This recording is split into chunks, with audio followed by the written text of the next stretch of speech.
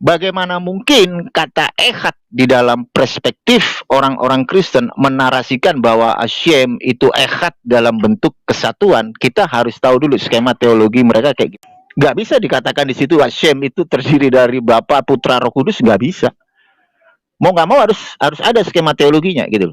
Jadi harus berangkat dari situ dulu, nggak bisa. Secara etimologi kata ehad itu satu, bukan kesatuan. Kalau mau kesatuan ya pakainya akhdut. Kenapa? Karena ini kultur budaya bahasa Jewish, bukan budaya Helenistik. Jadi kalau poin-poin itu dihilangkan, memang kelihatannya Kristen mengajarkan triteisme ini sama dengan Islam juga memandang Kristen. Bicara tentang Hashem, maka sebagai penggaris Pak MYM harus menunjukkan di mana ayatnya berbicara tentang Hashem memakai perpaduan. Sama seperti ketika Anda mengambil kata ehad, berangkat dari perpaduan antara Adam dan Hawa, papan apa tadi, Yehuda dengan Efraim. Itu kan berbeda konteks, Pak. Nah, ini yang harus Anda perhatikan. Kalau Anda membahas Hashem, Anda harus konsen dan Anda harus apa ya? Konsekuensi.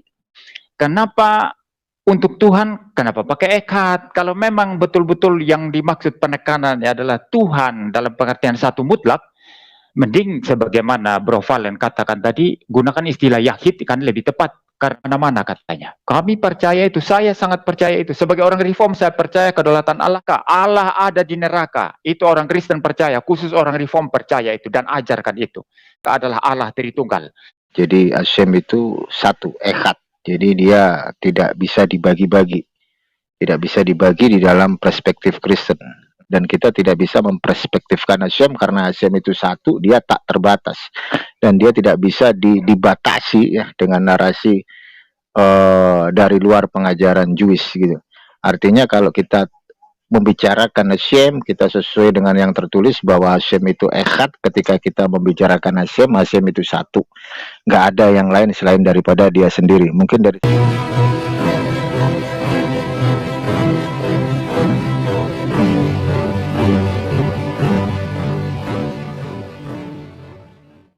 Assalamualaikum warahmatullahi wabarakatuh. Alhamdulillahillazi hadana li hadza wa ma kunna linahtadiya laula an hadanallah. Asyhadu an la ilaha illallah wahdahu la syarikalah wa asyhadu anna Muhammadan abduhu wa rasuluh. Puji syukur kehadirat Allah Subhanahu wa taala karena kita masih diberi waktu dan kesempatan berjumpa kembali melalui channel Salam Satu Akidah. Semoga kita semua dirahmati Allah dan diberi kekuatan serta keteguhan hati di dalam iman Islam untuk terus meningkatkan iman serta ketakwaan kita kepada Allah Subhanahu wa taala. Baik, saudara aku semuanya, pada kesempatan kali ini kembali kita akan menyaksikan untuk kesekian kalinya diskusi antara saudara Valen penganut Judaism ya dengan pendeta Morwali Yanto Matalu sebagai perwakilan Kristen. Nah, topik pembahasan di dalam diskusi ini masih sama, yaitu tentang Tuhan ya, yang mana ajaran Torah seperti yang diyakini oleh saudara Valen itu mengajarkan bahwa Tuhan itu adalah Esa atau Ehad. Dan begitu juga kita sebagai umat Muslim memahami hal yang sama ya, bahwa Tuhan tersebut tidak dapat kita definisikan sejauh pemikiran manusia. Nah, berbeda dengan apa yang dipahami umat Kristen ya, seperti yang diwakili oleh pendeta MYM ini, mereka begitu gampangnya untuk mendefinisikan Tuhan seperti halnya mendefinisikan sesuatu materi ya. Nah, inilah yang menjadi tidak dapat kita terima menurut akal pikiran kita yang sehat ya, karena kita ketahui bahwa Tuhan tersebut adalah zat yang tidak akan mampu dijangkau oleh akal pikiran manusia. Dan sebenarnya di dalam diskusi ini segala argumen yang keluar dari pendeta MYM ini itu tidak lebih dari asumsi ya, atau hanya sebatas angan-angan saja yang tidak dapat dibuktikan kebenarannya.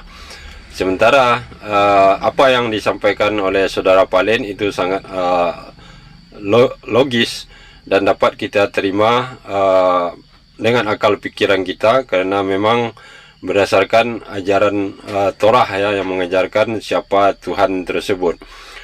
Nah, yang lebih menariknya lagi di sini, pendeta MYM mengakui bahwa Tuhan yang dia yakini tersebut sedang berada di neraka. Nah, bagaimana kejelasan diskusi ini kita akan simak bersama. Namun, sebelumnya saya mengucapkan terima kasih kepada saudaraku semua yang sudah mendukung channel ini dengan subscribe, like, serta share-nya. Dan yang baru bergabung, jangan lupa dukung juga channel ini.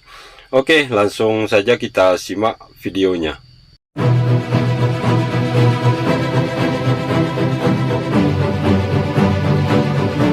Dalam perspektif Judaism mungkin nanti bisa saya jelaskan lebih banyak ya, lebih dalam apakah yang dimaksud dengan monoteistik di dalam perspektif Judaism, bagaimana Hashem dalam perspektif Judaism, mungkin nanti bisa lebih jelas. Dan di sini saya akan buka prolog sesuai dengan apa yang saya dapat dari rabi-rabi saya yang sudah menjadi otoritas rabbinik terkait masalah monoteistik di dalam Shlosa Asar Ikharim. Prinsip-prinsip iman yang ada dalam Judaism cukup lengkap. Bagaimana kita tahu siapa itu Hashem, seperti ada yang tertulis di dalam Torah bahwa kami mengimani bahwa Hashem itu echad, ya, satu, tidak ada yang lain dalam konteks tanda kutip Hashem. Sama seperti yang ada di dalam Shlosa Asar Karim sebagai 13 prinsip iman Judaism sebagai batu pondasi kami. Di dalam iman Judaism juga menarasikan demikian bahwa Hashem itu echad, tidak ada yang lain selain daripada dia. Dan itu sudah ada tertulis di dalam Devarim 6 ayat 4, di mana di sana dikatakan Shema Yisrael, Hashem Elokeinu, Hashem Echad. Jadi cukup jelas di dalam perspektif Judaism bahwa monoteistik yang mutlak, kami menyembah satu Tuhan, yaitu Hashem, yang juga disembah oleh para nabi dan juga nenek moyang bangsa Israel. Mungkin dari saya sementara itu dulu, Pak. Ya, baik. Dari saya yang pertama-tama mohon Mas Valen sambungan internetnya dipastikan bagus ya, karena ada 1-2 kali saya dengar putus-putus tadi ya. Itu yang pertama. Lalu yang kedua, bicara tentang kepercayaan Kristen tentang Tuhan atau tentang Allah, itu tidak identik dengan mempercayai 3 Allah ya, atau identik dengan misalnya politeisme atau yang semacam itu, yang mempercayai eksistensi Allah yang mempunyai keberagaman dalam pengertian itu terpisah, sehingga ada satu Allah misalnya A, lalu ada Allah lain namanya B, lalu ada Allah lain lagi namanya C, dan seterusnya begitu. Nah, itu kalau Trinitas dipahami seperti itu namanya triteism. Dan triteism itu adalah bidat, ya, itu adalah ajaran yang sama sekali itu menyesatkan, ya, seperti itu. Yang dipercaya Kristen itu adalah Allah yang satu, yang satu-satunya. Maka kalau merujuk kepada Ulangan 6 ayat 4 ya, semanya orang Israel yang tadi sudah disebut ya, Kristen mempercayai ya Allah hanya ada satu dan satu-satunya. Kalau kita mengatakan ada Allah lain di luar Allah yang kami percaya itu Allah Tritunggal, maka itu pasti kesesatan atau satu pemikiran yang sesat. Seperti itu ya. Jadi Allah itu esa, maka Trinitas itu monoteis ya, karena kita tidak menerima ada 3 Allah yang berbeda dan terpisah, atau yang masing-masing mempunyai eksistensi sendiri-sendiri ya. Tidak demikian.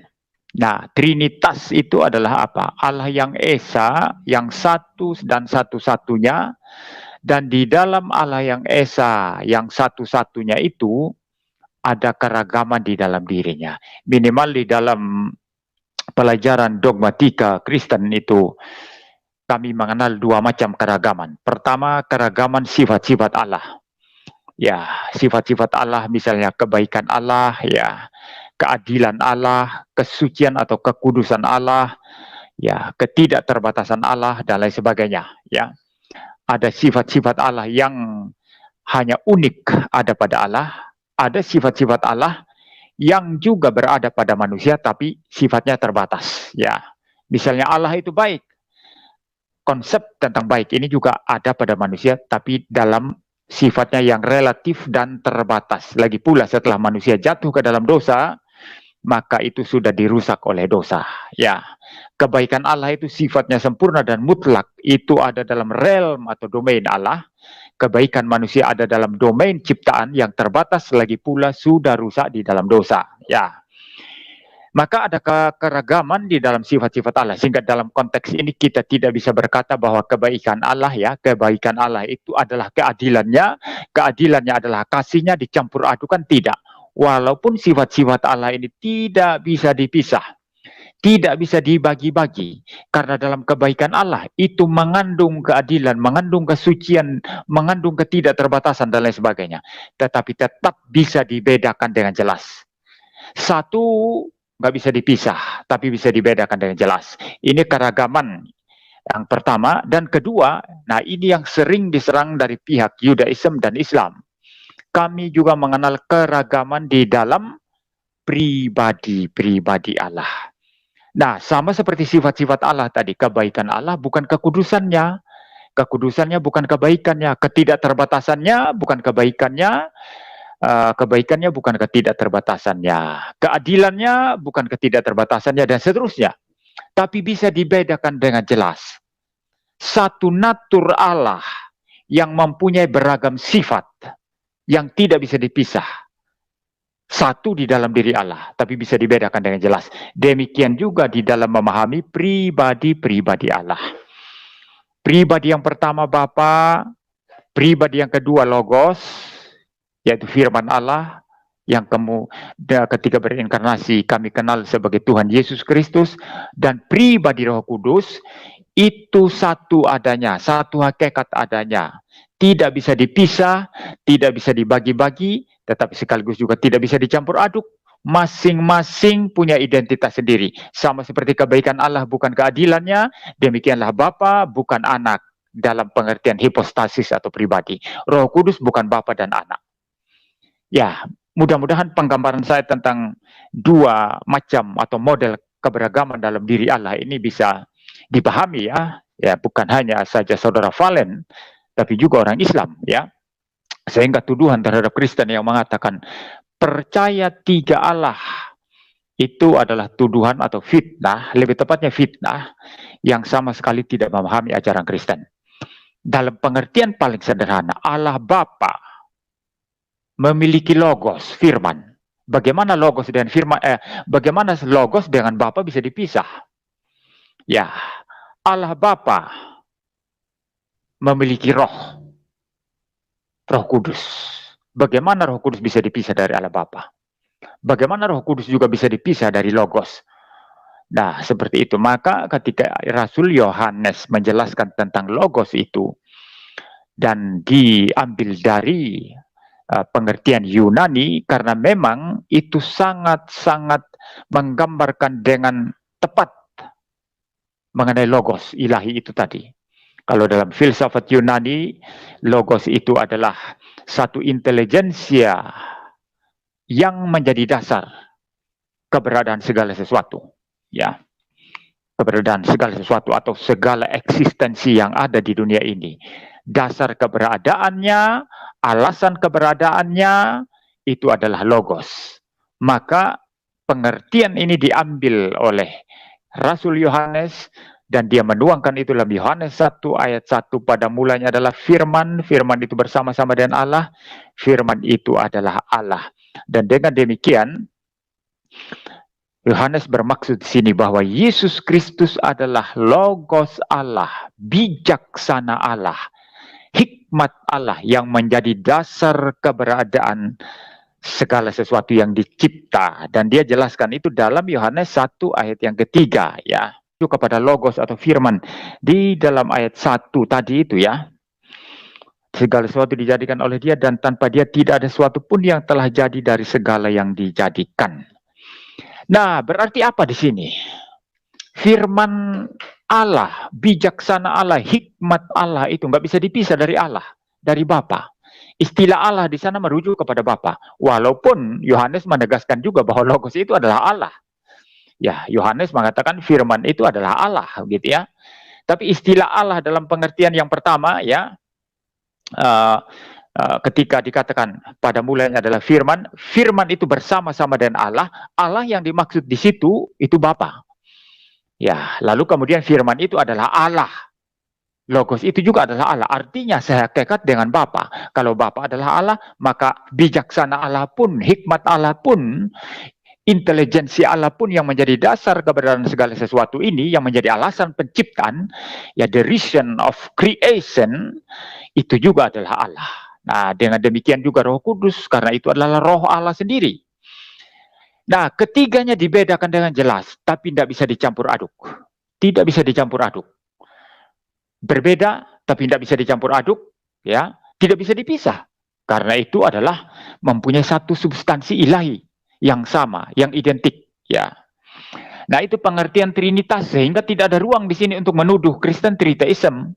Tidak ada sama sekali di sana. Hanya kesalahpahaman, kekacauan pengertian, atau ketidakmampuan akal orang-orang yang non-Kristen ini yang menyerang Kristen dan mengatakan percaya 3 Allah, gitu ya. Nah, berdasarkan prinsip ini tadi, saya masuk ke satu prinsip yang lebih filosofis, dan nanti di bagian selanjutnya, nanti ini pasti kurang waktu saya untuk menjelaskan. Saya akan menjelaskan aspek-aspek logis rasional daripada Trinitas. Yang mungkin sedikit tentang rasionalitas itu, silakan Pak. Ya, yang pertama, unity and diversity yang saya sudah bicara dalam dialog yang lalu, ya. Unity and diversity ini adalah satu prinsip yang kita lihat di mana-mana. Di dunia ini ada, itu niscaya. Niscaya. Segala sesuatu itu merupakan unity, kesatuan, keberagaman. Satu dan banyak. Kalau istilah Cornelius Van Til itu apologet reform, itu mengatakan one and many. Selalu prinsipnya one and many. Anda lihat satu buku, hanya satu buku, tapi dalam satu buku itu ada keberagaman di dalamnya. Covernya bukan isinya, kertas-kertasnya bukan tulisan-tulisannya, dan lain sebagainya. Jadi selalu one and many. Anda lihat saya, one and many ini, satu pribadi Muriwali, tapi one and many saya. Jiwa saya bukan tubuh saya bukan jiwa saya.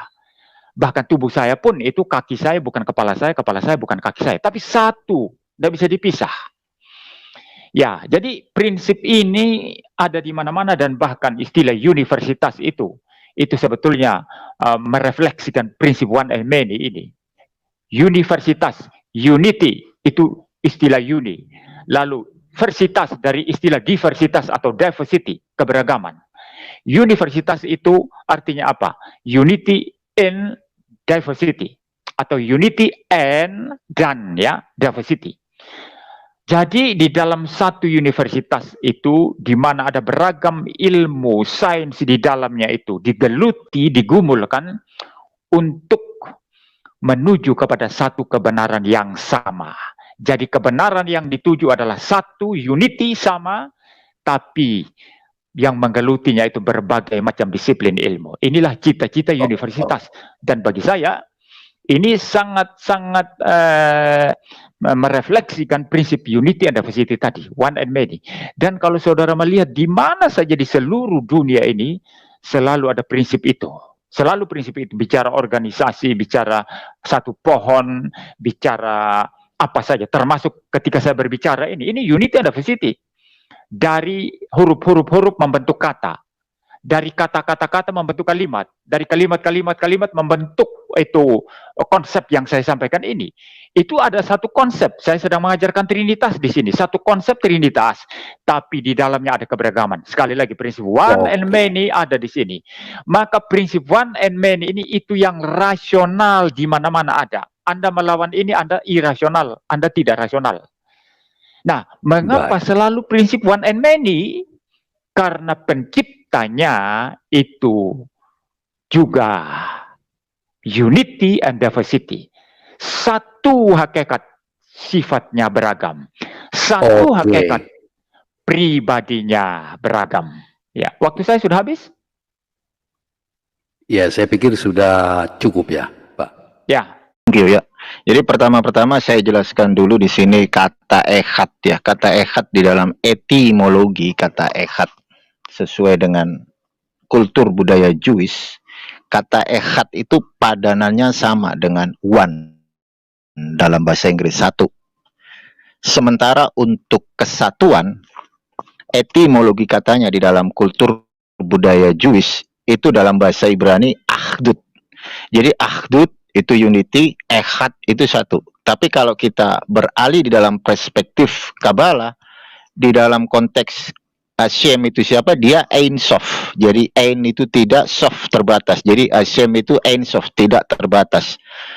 Nah, kalau kita berangkat di dalam semua inti pengajaran yang udah Hashem ajarkan melalui dari para nabi, dan kalau saya mengutip narasi yang ada di dalam Pirkei Avot, di sana juga dikatakan Moshe kibel Torah misine umsara liyesua lisekenim. Artinya transmisi Torah itu dimulai ketika Hashem mengajarkan Torah di sini. Jadi ada Torah Baruk sini.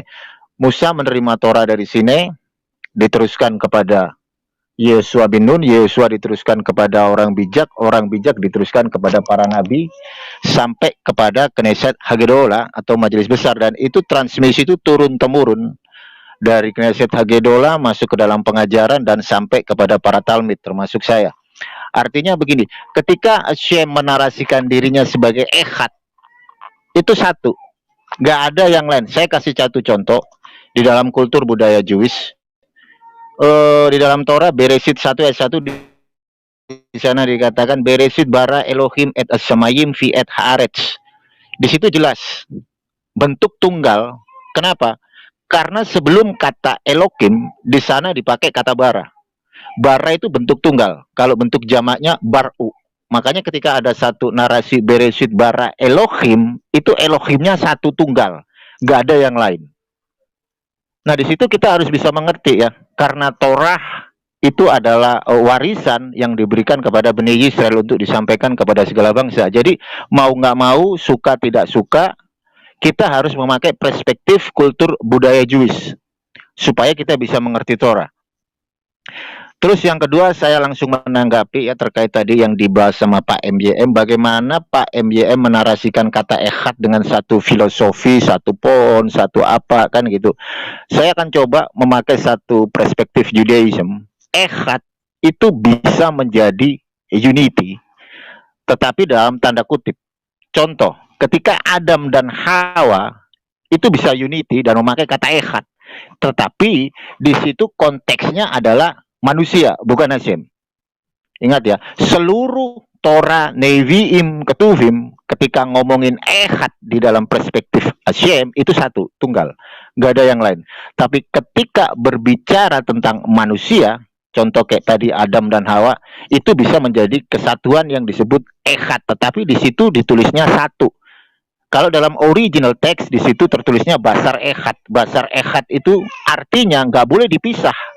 Kalau dipisah itu bukan lagi basar ehad. Kenapa? Karena basar ehad itu artinya persatuan seksual, baik secara jasmani maupun rohani. Jadi nggak bisa dipenggal, dipakai kata ehadnya doang dan itu dinarasikan menjadi satu bentuk unity. Nggak bisa. Kalau dipisah, mau nggak mau mereka harus bilang ahdut, bukan ehad. Nah, contoh misal Hashem, Melech Hamashiach, Kohen Hamashiach, Bnei Yisrael, itu bisa disebut ehad, bisa disebut kesatuan. Tetapi tetap dalam konteks Hashem itu tetap ehad satu, nggak ada yang lain. Nah, bedanya di situ. tidak seperti perspektif Kristen. Oke, saya lanjut lagi. Bagaimana mungkin kata echad di dalam perspektif orang-orang Kristen menarasikan bahwa Hashem itu echad dalam bentuk kesatuan? Kita harus tahu dulu skema teologi mereka kayak gimana, kan gitu. Di dalam skema teologi mereka dikenal sebagai Trinitas, kan gitu. Apalagi lawan dialog saya seorang Trinitarian. Jadi mau nggak mau, suka nggak suka, skema teologi yang Bapa bukan Putra, Putra bukan Roh Kudus bukan Bapa, artinya harus sesuai gitu loh. Bagaimana mungkin di sana dikatakan echad kesatuan jika ada resiko doktrinnya? Jikalau Allah Bapa bukan Allah Anak bukan Allah Roh Kudus, mau nggak mau harus bisa diterima resiko doktrinnya, yaitu triteisme. Itu resiko doktrin, mau nggak mau, suka nggak suka, kan gitu. Apalagi di situ dibedakan pribadi yang berbeda, makanya ada kata is not. Kalau Allah Bapa bukan Allah Anak, ya resiko doktrinnya ya pasti duinitas. Kalau ada oknum ketiga yaitu Holy Spirit, ya mau nggak mau resiko doktrinnya adalah triteisme. Dan yang cukup menarik adalah bagaimana praktisi Kristen memakai kata echad untuk membenarkan trinitas, sementara kata echad khusus untuk Hashem itu tunggal bentuknya. Tetapi ketika Hashem, Raja Mesias, bangsa Israel itu bisa menjadi echad gitu loh. Tetapi Hashemnya tetap satu. Nggak bisa dikatakan di situ Hashem itu terdiri dari Bapa, Putra, Roh Kudus, nggak bisa. Mau nggak mau harus ada skema teologinya gitu loh. Jadi harus berangkat dari situ dulu, nggak bisa. Secara etimologi kata echad itu satu. Bukan kesatuan. Kalau mau kesatuan ya pakainya akhdut. Kenapa? Karena ini kultur budaya bahasa Jewish, bukan budaya Helenistik. Jadi saya akan bertanya kepada Pak MJM, bagaimana Anda bisa menjelaskan terkait masalah dogma fundamental Trinitas, sementara Trinitas itu tidak pernah tertulis secara letterlex di dalam kitab suci Anda, baik PL maupun PB. Mau nggak mau Anda harus bisa menjelaskan dari sisi historikal. Bagaimana tiga pribadi itu bisa menjadi satu? Apakah itu masuk di dalam logika basic pemikiran manusia? Saya serahkan kepada Anda, silakan. Ya, baik, saya langsung ya. Jadi ada poin-poin yang dihilangkan oleh Bro Valen ini tadi ya. Jadi kalau poin-poin itu dihilangkan, memang kelihatannya Kristen mengajarkan triteisme ini sama dengan Islam juga memandang Kristen. Yang ditekankan hipostasisnya. Kita berkata hipostasis pribadi, itu dalam pengertian bahasa Indonesia, tiga pribadi yang berbeda. Nah, itu saja yang ditekankan sama Bro Valen ini. Orang Islam pun sama. Tapi yang kita katakan satu hakikat, satu substansi, mana? Kok nggak pernah dibicarakan itu? Istilah satu substansi dengan tiga pribadi itu, antara pribadi dengan substansi itu berbeda. Tidak sama. Substansi itu adalah natur, ya. Naturnya, naturnya itu dinyatakan oleh sifat-sifatnya nanti yang beragam, ya. Kalau bicara hipostasis itu bicara pribadinya. Jadi kalau kita berkata satu hakikat, tiga hipostasis, itu tidak ada indikasi keterpisahan apapun di sana. Sama kalau saya berbicara, saya satu hakikat sebagai manusia. Tapi tubuh saya bukan jiwa saya bukan tubuh saya. Tidak ada indikasi keterpisahan di sana. Tidak ada. Kalau terpisah berarti tubuh saya sudah mayat. Jiwa saya itu hanya roh yang melayang-layang. Begitu. Tapi kalau saya sebagai manusia yang utuh, tubuh dan jiwa, itu tidak ada indikasi keterpisahan di sana. Satu hakikat saya sebagai manusia. Dan itu memang yang terjadi. Nah, di dalam dunia ciptaan saja bisa menggambarkan kesatuan dan perbedaan dan keragaman semacam ini. Ya, jadi Bro Valen ini dengan orang Islam mengulang-ulang yang saya anggap sebagai satu kesalahan yang sama, ya, yang hanya menekankan ajaran Kristen yang mengatakan ada tiga hipostasis yang berbeda, tapi mereka sama sekali tidak menyinggung kesatuan hakikat atau esensi tadi itu, ya. Ya, seperti itu. Maka itu memang menjadi tidak relevan dan tidak nyambung dengan kekristenan. Ya, seperti itu. Maka tidak ada tidak ada hubungannya dengan orang Kristen menyembah tiga Allah. Karena kita hanya menyembah satu Allah. Satu-satunya Allah. Hakikatnya hanya satu. Substansinya hanya satu. tapi di dalam diri yang satu substansi itu ada keragaman pribadi. Ya, seperti itu. Lalu sebelum saya tetap singgung masalah echad ini tadi, yang Mas Valen ini harus menjawab nanti, saya meminta itu relasi antara konsep monoteisme dia dengan ciptaan ini. Di dunia ciptaan ini nggak bisa dibantah. Memang prinsip unity and diversity yang ada itu niscaya, nggak bisa dibantah itu. Nggak ada satu mutlak tanpa keragaman, itu nggak ada. Dimanapun itu nggak ada ya. Nah, kalau yang satu eksistensi atau katakanlah ciptaan atau creation itu selalu menyatakan prinsip unity and diversity, lah ini dari mana begitu ya? Itu asalnya dari mana? Apakah manusia mengadakan dirinya begitu saja atau diciptakan oleh Allah ya? Kalau Allah yang menciptakan seperti itu, apakah itu kita berpikir bahwa antara diri Allah dengan manusia tidak ada hubungan sama sekali?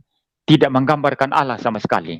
Bagaimana dengan Mazmur yang mengatakan alam ciptaan ini merefleksikan tentang Allah? Ya, menyatakan tentang Allah begitu ya. Jadi rasionalitas konsep ketuhanan kita itu juga dinyatakan dengan koneksitas antara pencipta dan ciptaan. Walaupun ada perbedaan fundamental secara natur, secara ini ya, secara fundamental ya antara pencipta dan ciptaan, tetapi ada koneksitasnya karena yang menciptakan adalah Tuhan, bukan yang lain begitu ya. Ini harus dijawab oleh Bro Valen nanti ya, aspek filosofisnya. Lalu sekarang masalah echad ya. Itu bagi saya tidak, ya apa yang dijelaskan Mas Valen tadi tidak menjawab apa yang dipersoalkan oleh Kristen ya. Yang Kristen maksud itu mengapa menggunakan kata yang sama? Ya, mengapa untuk skemanya Israel di mana Allah itu, di mana Tuhan itu, Allah Israel itu echad ya. Kata echad yang sama dipakai juga dalam Kejadian 2 ayat 24.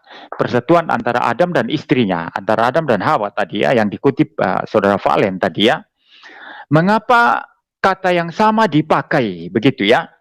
Lalu kemudian juga misalnya Kejadian 2, di dalam Kejadian 22 ya, Yeskiel ya. 37 ayat 19.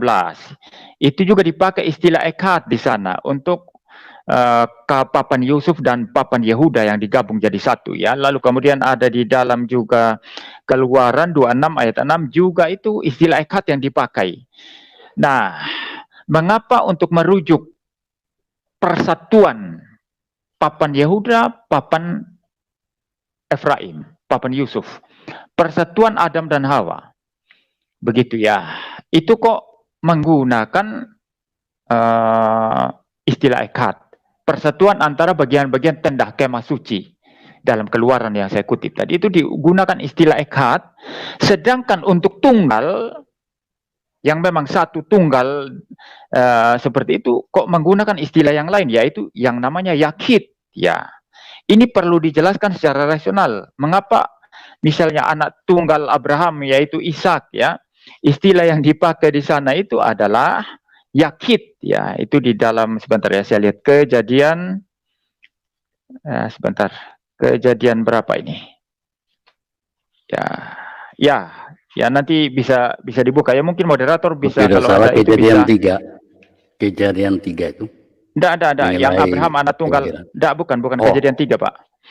Ya, nanti moderator bisa tampilkan, bisa share screen mungkin ya, bisa. Ini di dalam Kejadian 22 ayat 2 ya, di mana Tuhan memberitakan Abraham untuk mengambil anaknya yang tunggal. Nah, istilah tunggal di sana itu yachid yang dipakai. Nah, ini yang perlu dijelaskan secara rasional, mengapa Alkitab menggunakan yang merupakan kesatuan itu echad sama persis dengan yang dipakai untuk Tuhan itu sendiri. Tuhan itu esa, echad ya. Tapi untuk yang tunggal dalam pengertian satu betul-betul anak tunggal seperti anak Abraham ini, Kejadian 22 ayat 2, itu dikatakan istilah yachid. Ini butuh penjelasan yang rasional ya. Mengapa begitu ya? Kita tidak bisa hanya berkata ini begini, teksnya begini. Tapi penjelasan rasional penggunaannya. Kenapa bisa begitu ya? Nah, ini yang oleh orang Kristen yang jadikan apa namanya alasan rasional bagi orang Kristen, memang ya untuk Tuhan itu sering itu dirujuk sebagai memiliki kejamakan. Tuhan yang satu, bukan yang berapa, bukan yang 2, 3 Tuhan, tidak. Tuhan yang satu itu dirujuk memiliki kejamakan. Nah, kalau istilah Elohim bagi saya tidak terlalu meyakinkan. Mungkin orang Trinitarian lain mungkin pakai istilah Elohim itu untuk menjelaskan istilah itu saja. Elohim itu sudah menyatakan jamak itu, tapi saya kurang meyakinkan kalau saya ya. Tapi Pak, mungkin saya ingatkan sebentar, saya ingatkan saja, jangan sampai Bapak lupa. Pertanyaan Bro Valen, bagaimana Anda menjelaskan dogma Trinitas sementara tidak tertulis di dalam Alkitab? Ya, itu nanti saya akan jawab terakhir. Silakan, Pak. Jadi misalnya istilah, baiklah kita menjadikan manusia menurut gambar dan rupa kita, ya begitu ya. Itu adalah istilah-istilah yang memang digunakan dalam Alkitab itu yang merujuk kepada kejamakan, ada kejamakan dalam diri Allah begitu. Misalnya di dalam Kejadian berapa itu ya, 19 pasal 19 kalau saya tidak salah, di mana Allah menghukum Sodom dan Gomora, di mana dikatakan Tuhan itu menurunkan api belerang dari atas, dari Tuhan dari langit begitu ya. Seolah-olah di sana ada 2 Tuhan begitu ya. Tidak merujuk kepada 2 Tuhan yang terpisah atau apa, tapi memang pengertian Kristen itu antara Bapa dengan firman-Nya, dengan logosnya yang nggak bisa dipisah, tapi bisa dibedakan dengan jelas. Terakhir, mengenai itu tadi, istilah Trinitas ya, itu pertanyaan yang saya kira sebetulnya itu pertanyaan yang apa namanya tidak terlalu penting ya. Kenapa tidak terlalu penting? Ada banyak hal yang kita gunakan dalam peristilahan tapi tidak tercatat dalam teks-teks yang kita yakin mendukung argumentasi kita. Itu ada banyak sekali itu ya. Islam pun ya, kalau ditanya tauhid itu di mana? Tidak ada. Itu kemarin siapa namanya itu, Kores itu mulai ambil itu istilah yang merujuk kepada tauhid. Itu bukan tauhid itu, dan itu pun nggak bicara tentang konsep Allah, itu bicara tentang agama yang satu begitu ya. Jadi tauhid pun tidak ada dalam Al-Quran ya begitu ya. Nah, istilah Trinitas ini dipakai karena Alkitab memang mengajarkan Allah yang seperti itu. Ya, di dalam Perjanjian Lama indikasi mengenai kejamakan pribadi Allah itu begitu bertebaran di mana-mana ya. Yang kedua, di dalam Perjanjian Baru Tuhan Yesus sendiri menyatakan dengan sangat jelas ya, ketika merumuskan tentang baptisan Kristen ya seperti itu. Jadi sangat-sangat jelas, dan misalnya Rasul Petrus saja dalam pertama Petrus itu menyebut ada Allah Bapa, ada Roh Kudus, ada Yesus Kristus begitu ya. Jadi memang mengindikasikan kejamakan pribadi Allah, dan di dalam Perjanjian Baru menjadi jelas kejamakan itu bersifat ketigaan ya, Bapa, Putra atau Logos dengan Roh Kudus begitu. Nah, kalau begitu yang diajarkan Alkitab, kenapa istilah Trinitas menjadi sesuatu yang tidak bisa digunakan? Itu istilah yang sangat mewakili dan sangat merepresentasikan ajaran Alkitab. Ya, saya kira begitu. Dan saya tegaskan lagi, yang Bro Valen perlu jawab ini adalah koneksitas daripada penciptanya dengan ciptaan yang selalu menunjukkan unity and diversity. Yang kedua, mengenai istilah echad kok bisa seperti itu ya. Saya minta penjelasan rasional begitu ya. Saya kira itu. Oke, baik, terima kasih Pak MYM. Ya Bro Valen, jadi jawaban daripada Pak MYM tadi, ternyata beliau sampaikan bahwa sekalipun istilah Trinitas itu memang tidak eksplisit, tetapi penalaran tentang Trinitas itu kan biblikal ya, kalau kita mau simpulkan seperti itu. Sementara pertanyaan dari Pak MYM untuk Bro Valen nanti, ketika menanggapi, jangan lupa menjawab pertanyaan beliau, relasi antara monoteisme dengan ciptaan ya, dengan mengingat soal unity dan diversity tadi, kemudian echad dan yahid. Ya, untuk itu saya serahkan kepada Bro Valen. Dipersilakan. Ya, oke. Suara saya kedengar Pak Felix ya? Merdu, sangat baik. Silakan, silakan. Ya, oke. Terkait koneksi antara Shem dengan ciptanya jelas ya. Di hari penciptaan itu Hashem terkoneksi dengan semua ciptaannya gitu loh. Mulai dari ayat pertama sampai kelar penciptaan di hari ke-6 itu bagaimana Hashem yang bentuk tunggal. Makanya di Torah, di Beresit 1:1 itu bentuk tunggal. Beresit bara Elohim itu bentuk tunggal. Kata itu sudah menjadi bentuk tunggal gitu. Makanya ada kata bara di situ, saya jelaskan kan. Bara itu bentuk tunggal. Kalau bentuk jamak itu barku. Sementara Pak MYM menarasikan bahwa ada kejamakan Elohim kan gitu. Masalahnya di sini, jamak itu jamak pribadi apa jamak kemuliaan? Beda loh. Pluralnya itu majesty ataukah pribadi atau oknum. Masalahnya di situ.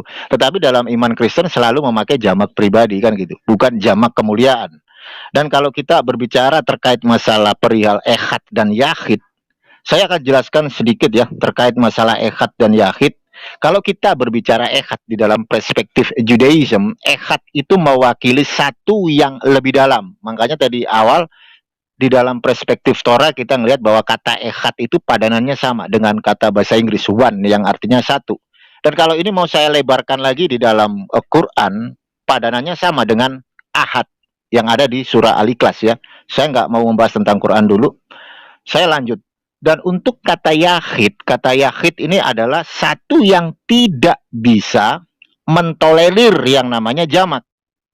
Jika makhluk atau elemen lain dimasukkan ke dalam persamaan dalam konteks yahid, maka yahid tidak lagi menjadi kata yahid. Ini kultur budaya bahasa Jewish, Pak MYM ya. Semoga bisa disimak. Jadi kata ehad merupakan perpaduan dari berbagai elemen menjadi keseluruhan yang harmonis dalam konteks manusia, ciptaan, nah seperti itu. Kalau ehadnya Hashem itu satu dia, nggak terbatas gitu loh. Makanya ada perspektif yang ada dalam Torah dan di Kabbalah. Dan ehad itu tidak dapat dirusak oleh jamak pribadi. Nggak bisa. Karena itu nanti akan mengakibatkan Hashem itu lebih dari satu gitu loh. Berbeda dengan jamak kemuliaannya. Ketika ada kata kita, itu Hashem lagi menunjukkan kemuliaannya dia. Hashem sedang berada di dalam sidang ilahi. Hashem sedang berbicara kepada umat ciptaannya untuk menunjukkan kemahakuasaan dia.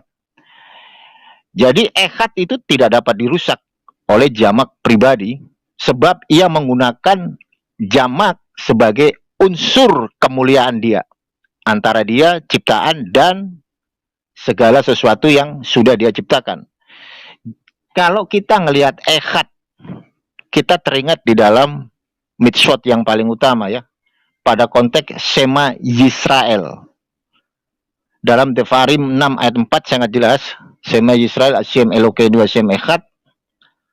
Di sana menyatakan bahwa Hashem itu satu, yang diucapkan oleh orang-orang Israel, bahkan praktisi Judaism mengucapkan itu semua, dan akan terwujud di era Mesiah. Tetapi apakah kata ehad itu ideal untuk mengekspresikan kesatuan ilahi? Ini pertanyaan yang menarik ya. Tergantung, kita ngelihat Hashem itu ehad yang bagaimana gitu. Sementara kata ehad, kalau kita membahas tentang Hashem, mau nggak mau satu. Nggak bisa diartikan Hashem itu plural dalam jamak pribadi. Nggak bisa. Kalau jamak kemuliaan masih bisa lebih logika. Bagaimana mungkin Hashem itu dia pluralnya itu dalam bentuk pribadi, ada oknum pertama, oknum kedua, oknum ketiga, sekalipun itu dinarasikan substansi atau hakikat. Nanti saya akan membahas terkait masalah filosofi itu ya. Nah di sini kata ehad dan yahid harus dipakai di dalam dananya yang sesuai dengan kultur budaya Jewish.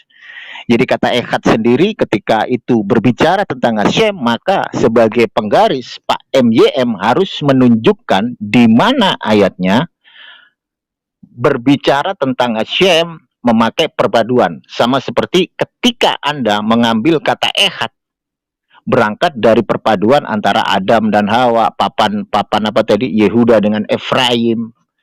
Itu kan berbeda konteks, Pak. Di situ membahas bagaimana Adam dan Hawa. Di situ membahas bagaimana persatuan antara Yehudi dan Efraim, Yehuda dan Efraim, bukan membahas tentang Hashem. Nah, ini yang harus Anda perhatikan. Kalau Anda membahas Hashem, Anda harus konsen dan Anda harus apa ya? Konsekuensi. Harus ayat yang menceritakan kebagaimanaan Hashem, gitu loh. Jangan Anda ambil kata Echad, Anda mengambil dari perspektif Adam dan Hawa. Persatuan antara Yehuda dan enggak. Kita lagi ngomongin Hashem, kita enggak lagi ngomongin Adam dan Hawa, kita enggak lagi ngomongin Yehuda dan Efraim, enggak. Kita lagi ngomongin Hashem. Nah, di situ harus Anda tahu.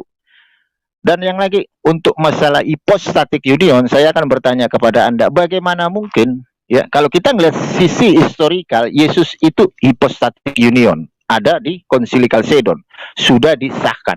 Bahkan Origen sendiri, Bapak Gereja dari Alexandria, menarasikan bahwa Yesus baik di bumi maupun di sorga, dia Allah sepenuhnya. Tetapi, lagi-lagi ada resiko doktrin.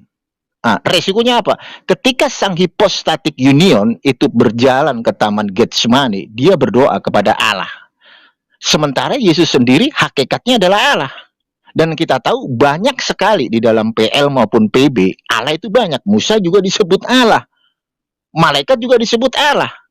Bahkan Thomas sendiri menyebut Yesus Allah. Nah, hakikat substansinya Allah yang mana gitu loh. Kalau Allah yang benar cuma satu kan gitu, Bapa.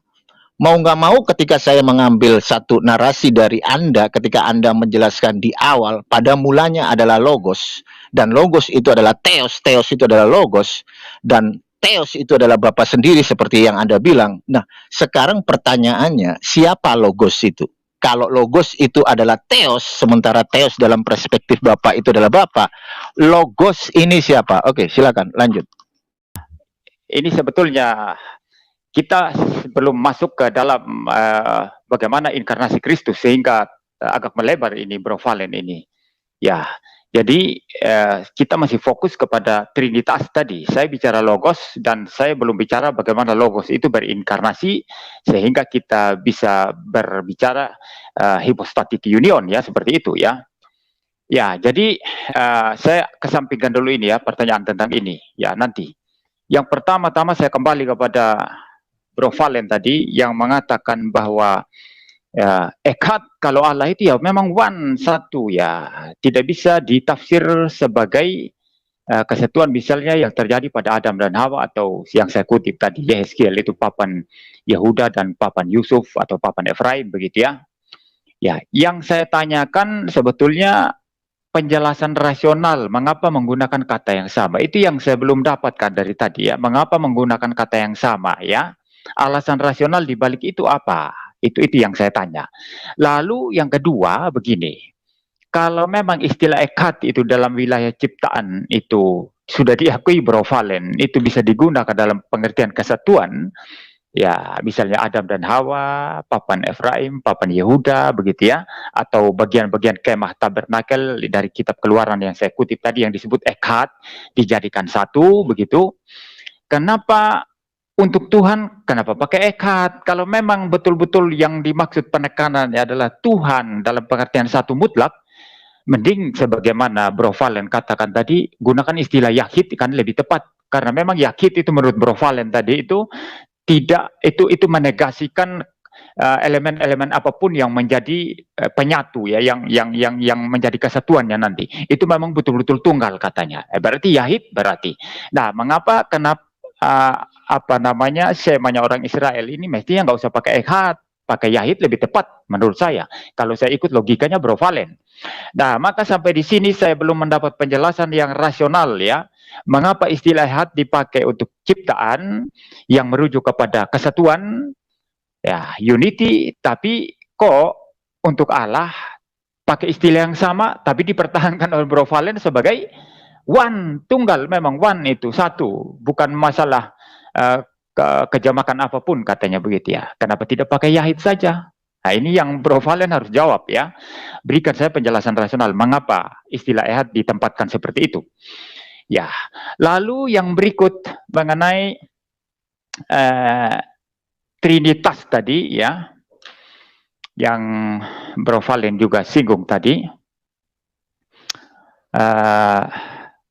terutama masalah ini ya, yang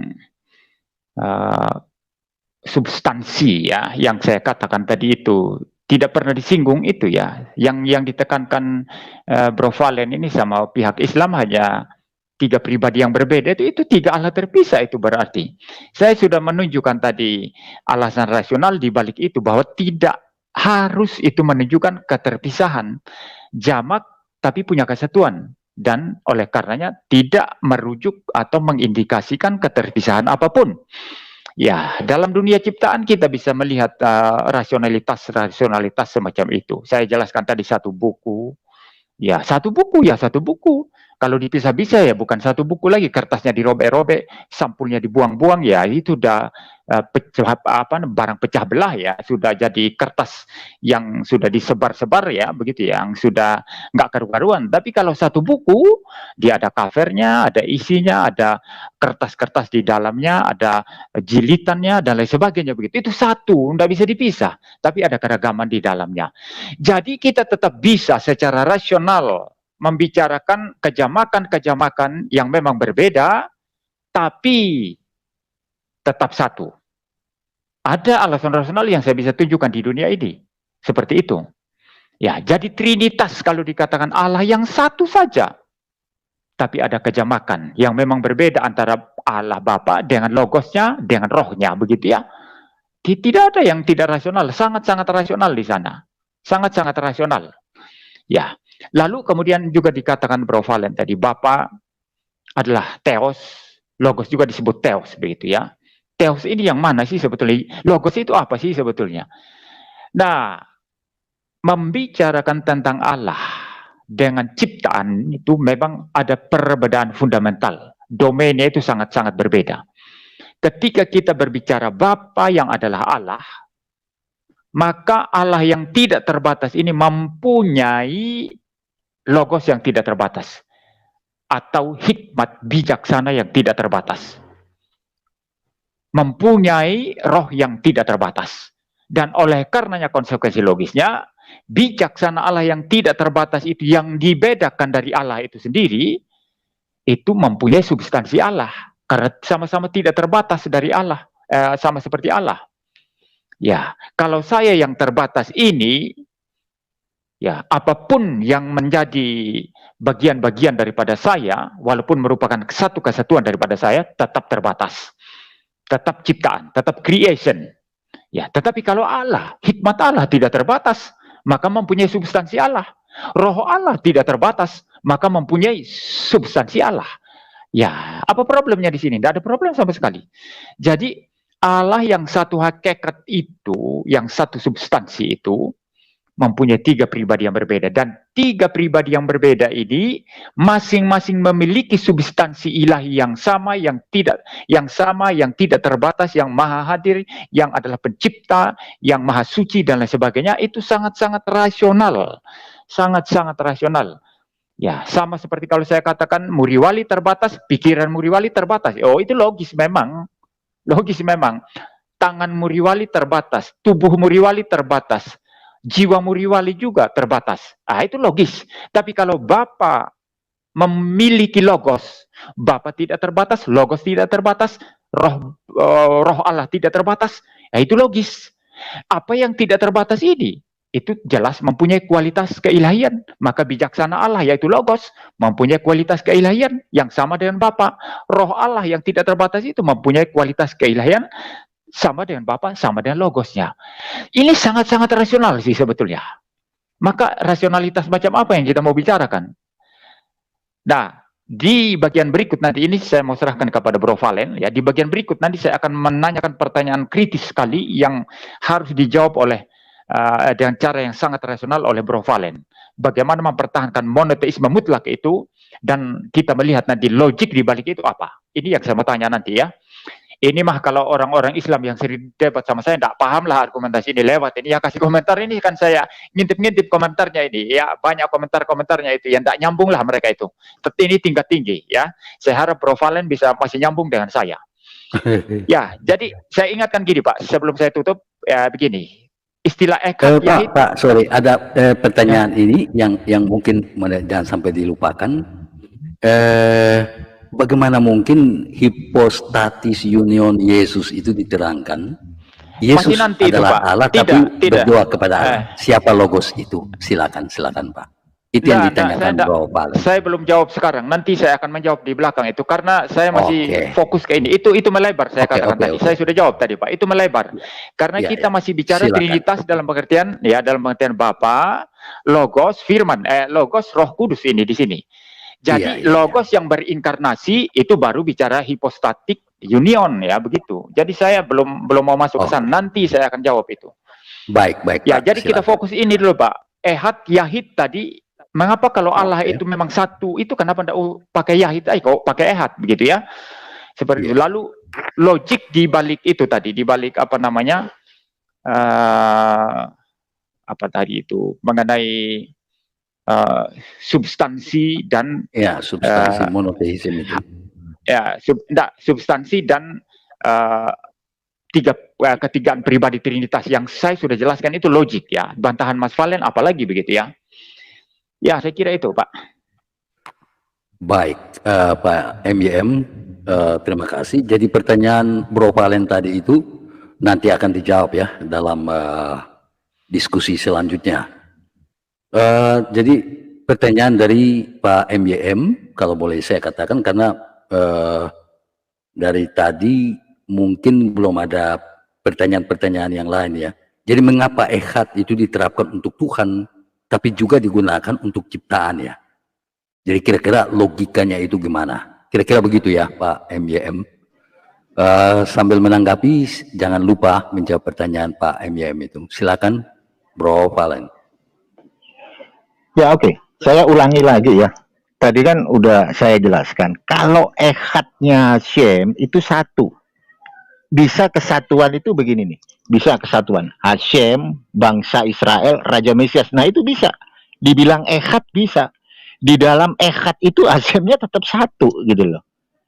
Jadi nggak bisa. Artinya kalau diambil cuma Hashemnya ehad terus diartikan dalam konteks Trinitarian nggak bisa. Makanya bahasa kultur budaya Jewish itu jelas gitu.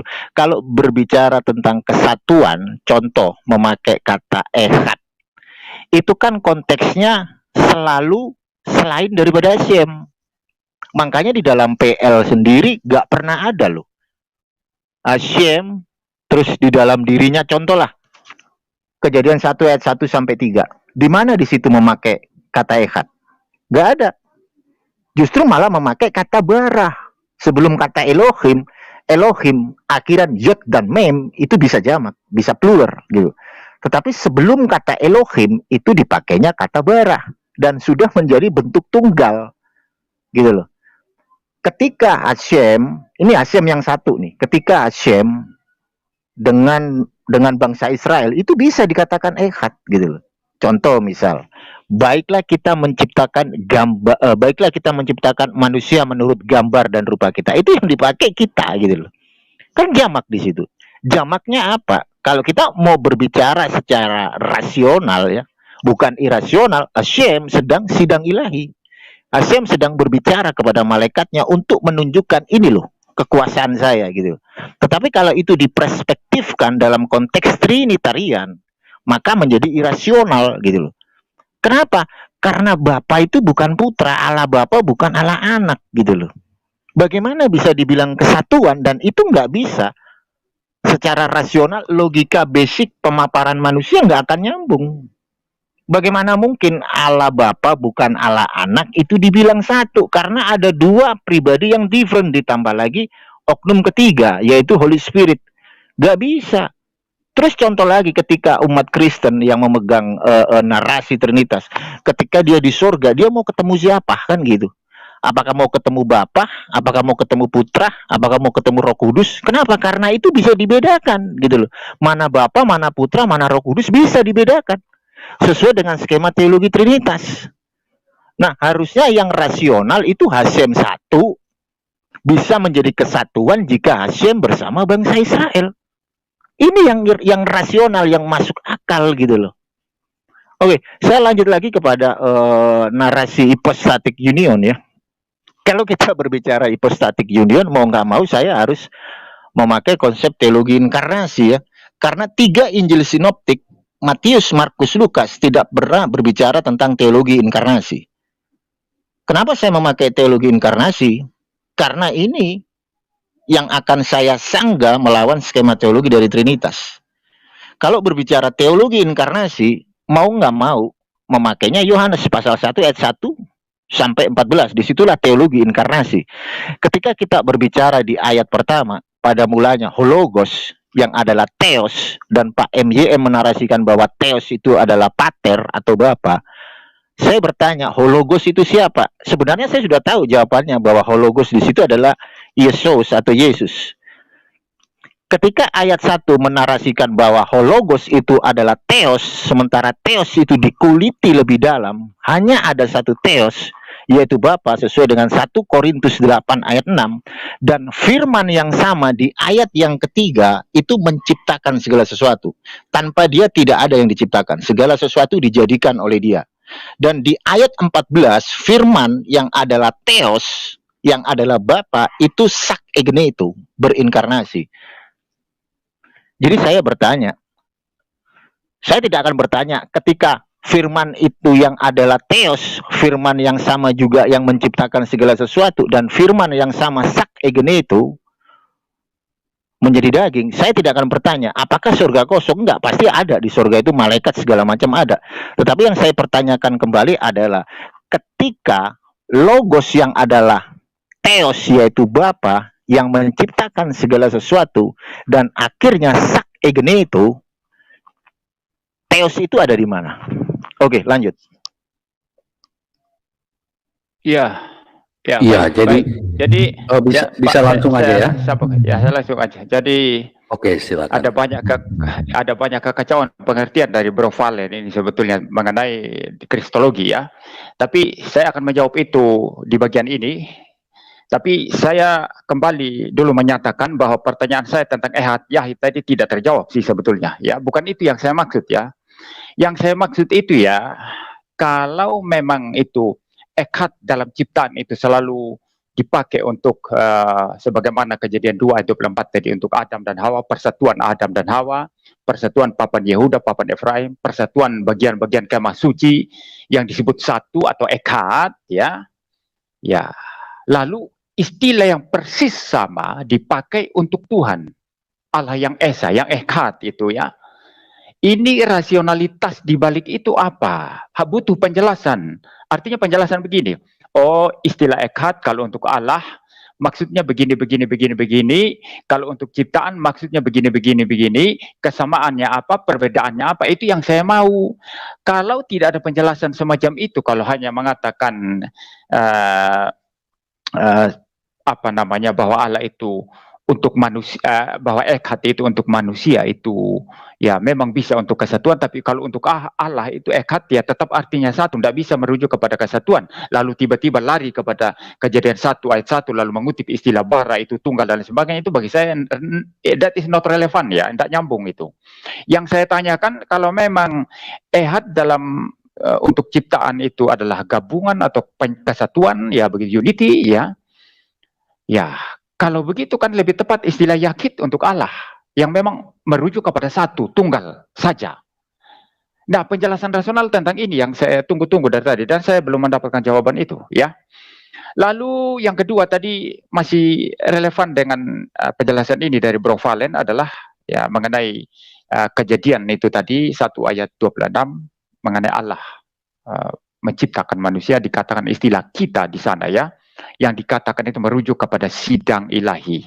Baiklah kita menjadikan manusia menurut gambar dan rupa kita. Sadar atau tidak, Bro Valen di sini sedang melakukan satu tafsiran yang sebetulnya menurunkan derajat Allah itu menjadi sama dengan ciptaan. Dan kalau hal semacam ini ada dalam konsep Islam misalnya, itu akan sangat-sangat menentang tauhid Islam, gitu ya. Atau kalau betul-betul ketat menegaskan keunikan daripada Allahnya orang Yudaism, itu akan sangat melukai perbedaan fundamental antara Allah dengan yang dicipta atau ciptaan. Malaikat itu jelas ciptaan itu. Itu Tanak itu mengatakan demikian. Perjanjian Baru Kristen mengatakan demikian. Malaikat adalah ciptaan, diciptakan oleh Allah, ya seperti itu. Nah, malaikat yang adalah ciptaan ini diajak berunding, ya. Lalu Tuhan berkata, baiklah kita. Perhatikan, berarti di sini maksudnya Tuhan dan para malaikat, sidang ilahi kata Bro Valen tadi ya. Baiklah kita menjadikan manusia, berarti malaikat juga ikut mencipta di sini ya. Baiklah kita menjadikan manusia menurut gambar dan rupa kita. Berarti manusia dicipta menurut gambar dan rupa Allah serta malaikat. Kesamaan apa antara malaikat dengan Elohim? Kesamaan apa? Tidak ada kesamaan apapun antara pencipta dan ciptaan. Malaikat hanyalah ciptaan. Mengapa bisa sampai dilibatkan dalam sidang ilahi, lalu menciptakan manusia sesuai dengan gambar Allah sekaligus gambar para malaikat? Itu konsekuensi logis tafsiran Bro Valen tadi. Bagi saya ini dalam teologi Kristen ini kecelakaan besar. Kalau melibatkan ciptaan di dalam satu penciptaan dan diajak untuk menciptakan sama-sama, menciptakan yang namanya manusia di dalam gambar dan rupa Allah dan juga para malaikat. Ini adalah satu penistaan terhadap eksistensi Allah yang transenden, yang melampaui segala sesuatu. Ya, jadi bagi saya ini sesuatu yang ya dalam pengertian Kristen ini sangat konyol kalau ditafsirkan demikian ya. Oke lah, silakan ditolak mengenai tafsiran Kristen yang mengatakan itu merujuk kepada kejamakan pribadi Allah. Tidak apa-apa, tapi tafsiran saudara Valen ini mempunyai problem yang luar biasa. Memelorotkan Allah yang sangat transenden itu menjadi sama dengan ciptaan, yaitu para malaikat. Lalu yang berikutnya, saya jawab sekarang mengenai logos ya. Nah, tadi sempat juga ya dikatakan waktu Yesus ada di bumi, malaikat di sorga kosong. Oh, sorga tidak kosong kata Bro Valen. Saya kira dia menjawab dengan benar ya, sesuai dengan iman Kristen. Ternyata larinya ke tempat lain ya. Di surga ada malaikat. Kristen tidak punya pemahaman seperti itu. Ketika Logos berinkarnasi itu, dalam kemanusiaannya dia adalah manusia terbatas, ada di bumi, berbicara dengan para murid, makan dan minum, tapi dalam kealahannya pada saat yang sama, in the same time, dia ada di mana-mana. Logos ilahinya tidak hilang. Ketika logos ilahi itu berinkarnasi, mengambil natur manusia, maka logos ilahi tidak berhenti jadi logos ilahi. Dia tetaplah adalah Allah. Sebagaimana dikatakan Rasul Yohanes, firman itu adalah Allah yang sehakikat dengan Bapa. Ya, maka dalam kemanusiaannya yang berinkarnasi, dia adalah manusia terbatas, bisa dipukul, bisa mati disalib, dan sebagainya. Tapi dalam kealahannya pada saat yang sama, tetaplah Allah. Maka Yesus Kristus mempunyai dua natur yang berbeda. Dia adalah Allah 100% karena memang dia adalah Allah, dan ketika sudah berinkarnasi, maka ada ketambahan natur sekarang. Naturnya bukan satu saja, tapi ada dua sekarang.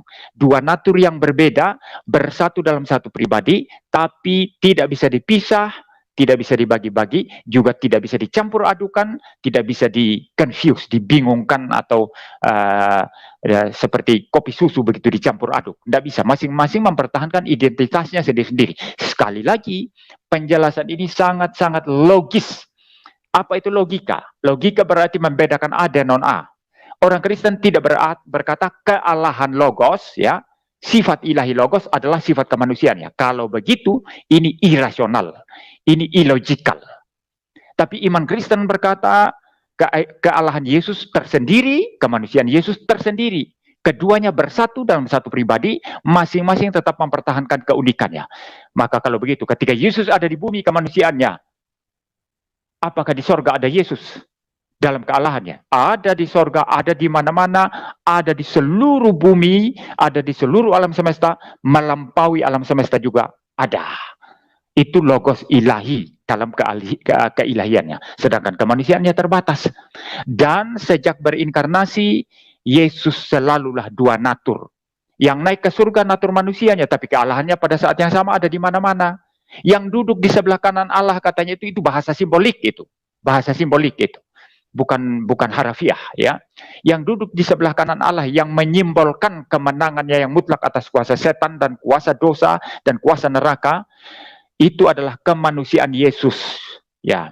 Tetapi kealahan Yesus ada di mana-mana, bukan hanya ada di sorga, ada di mana-mana. Dia sedang menyertai saya berbicara sekarang, kealahan Yesus.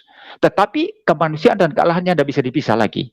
Tapi bisa dibedakan, dia jelas kemanusiaannya terbatas. Kalau ada di sorga, tidak mungkin ada di bumi. Kalau ada di bumi, tidak mungkin ada di sorga. Tapi kealahannya ada di mana-mana. Ini yang orang Islam selalu gagal paham, yang Suma itu selalu gagal paham. Dan saya kira dari pernyataan Bro Valen ini tadi pun gagal paham. Ya, jadi tidak ada problem apa-apa di sana. Nah, terakhir sekarang mengenai kealahan Sang Logos ya. Memang Alkitab dalam Yohanes 1 ayat 1 itu, ya saya akan membacakan ya. Pada mulanya adalah firman. Ya. Nah ini merujuk kepada Logos. Pada mulanya adalah Logos. Logos itu bersama-sama dengan Allah.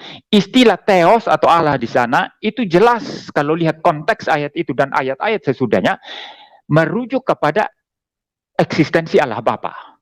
Walaupun tidak ditulis Bapa di sana. Jadi Logos itu bersama-sama dengan Allah. Allah yang dimaksud di situ jelas merujuk kepada Bapa. Ya. Lalu frase selanjutnya mengatakan firman itu, Logos itu adalah Allah. Berarti Allah yang istilah yang kedua, Allah di situ di frase yang terakhir itu ayat 1 itu jelas merujuk kepada substansi kealahan daripada Sang Logos tadi. Jadi tidak bisa dicampur adukan, dan istilah Allah atau Theos yang merujuk kepada Bapa di dalam frase yang kedua. Firman itu bersama-sama dengan Allah. Ya, seperti itu. Maka dalam pengertian ini, maka Bapa adalah Allah. Karena mempunyai kualitas keilahian secara sempurna. Logos adalah Allah. Karena juga mempunyai kualitas keilahian yang sempurna yang sama dengan Bapa. Kualitas keilahian Bapa itu juga kualitas keilahian Anak, itu juga kualitas keilahian Roh Kudus. Jadi tidak ada problem sama sekali sih sebetulnya di sini. Maka kami membaca Alkitab itu tidak mencomot satu ayat, tapi kami melihat keseluruhannya, ya sistematikanya, keseimbangannya bagaimana.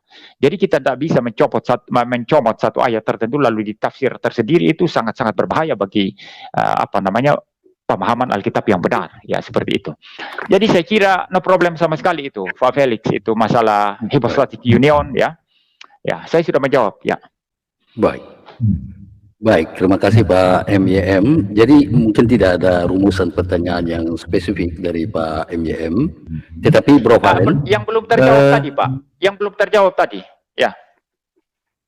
Yang masalah ehad itu tadi yang saya minta itu, mengapa di situ dikasih ehad, ya? Tapi untuk manusia kok kesatuan, tapi untuk Allah diartikan hanya one, hanya satu tunggal begitu ya. Kenapa nggak pakai yahid saja kalau begitu? Kan lebih tepat yahid kalau memang pengertiannya hanya tunggal itu.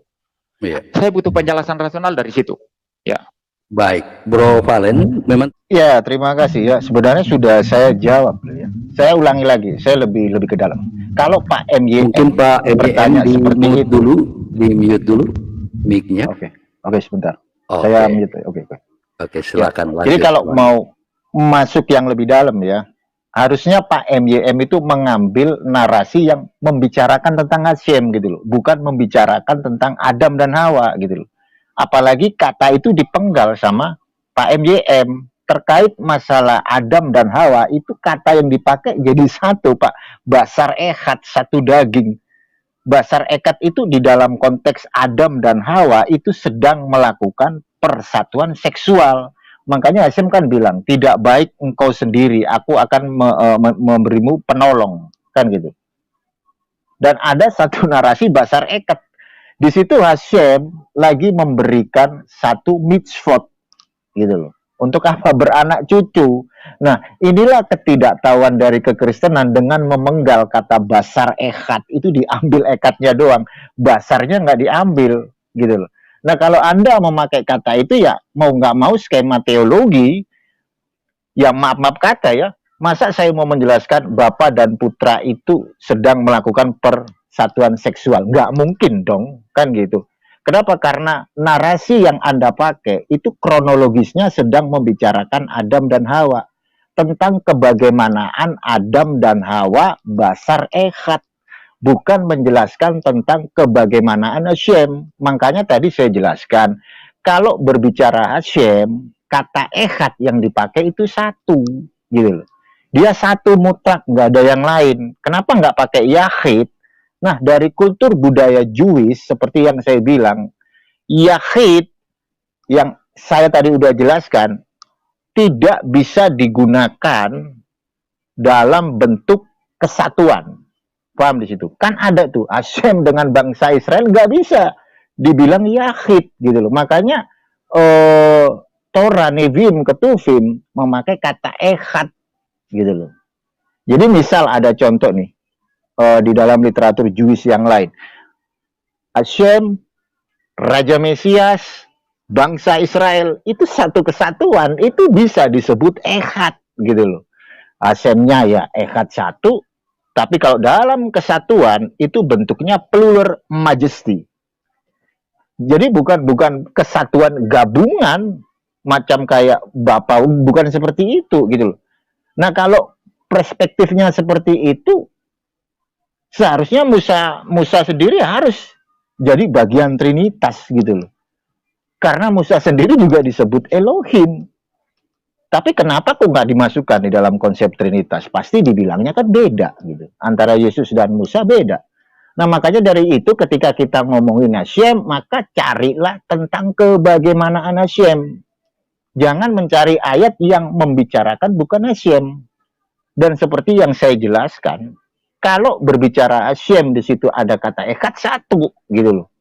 Nggak ada selain daripada dia, udah nggak ada lagi. Itu kultur budaya Jewish yang dipakai, dan kita sebagai non-Jewish ya kita menghargai, gitu loh, kultur budaya bahasa Jewish yang dikenal sebagai Lashon HaKodesh. Ya kita harus menghargai itu, gitu. Kita apa?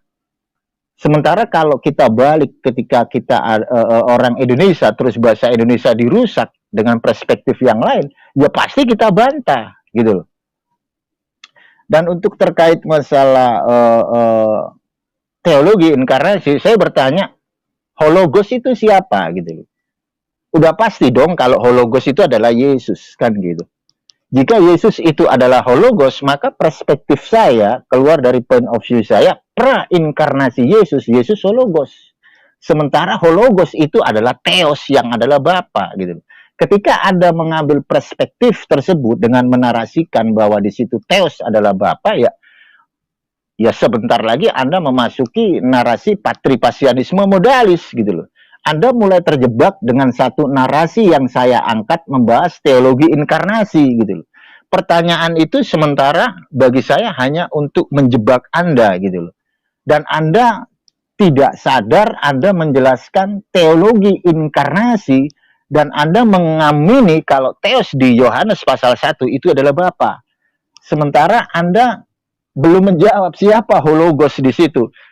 Ya semua orang Kristen tahu kalau Hologos di situ adalah Yesus. Artinya di situ Yesus adalah Allah Bapa. Nah, kalau Yesus itu adalah Allah Bapa, lalu saya mengambil skema teologi Trinitas, ya maaf kata, saya Anda katakan bidat, gitu loh. Kenapa? Karena Trinitas sendiri, baik dari narasinya Tertullian, Athanasius, Agustinus, Aquinas, tidak pernah mempercayai bahwa Yesus adalah Bapa.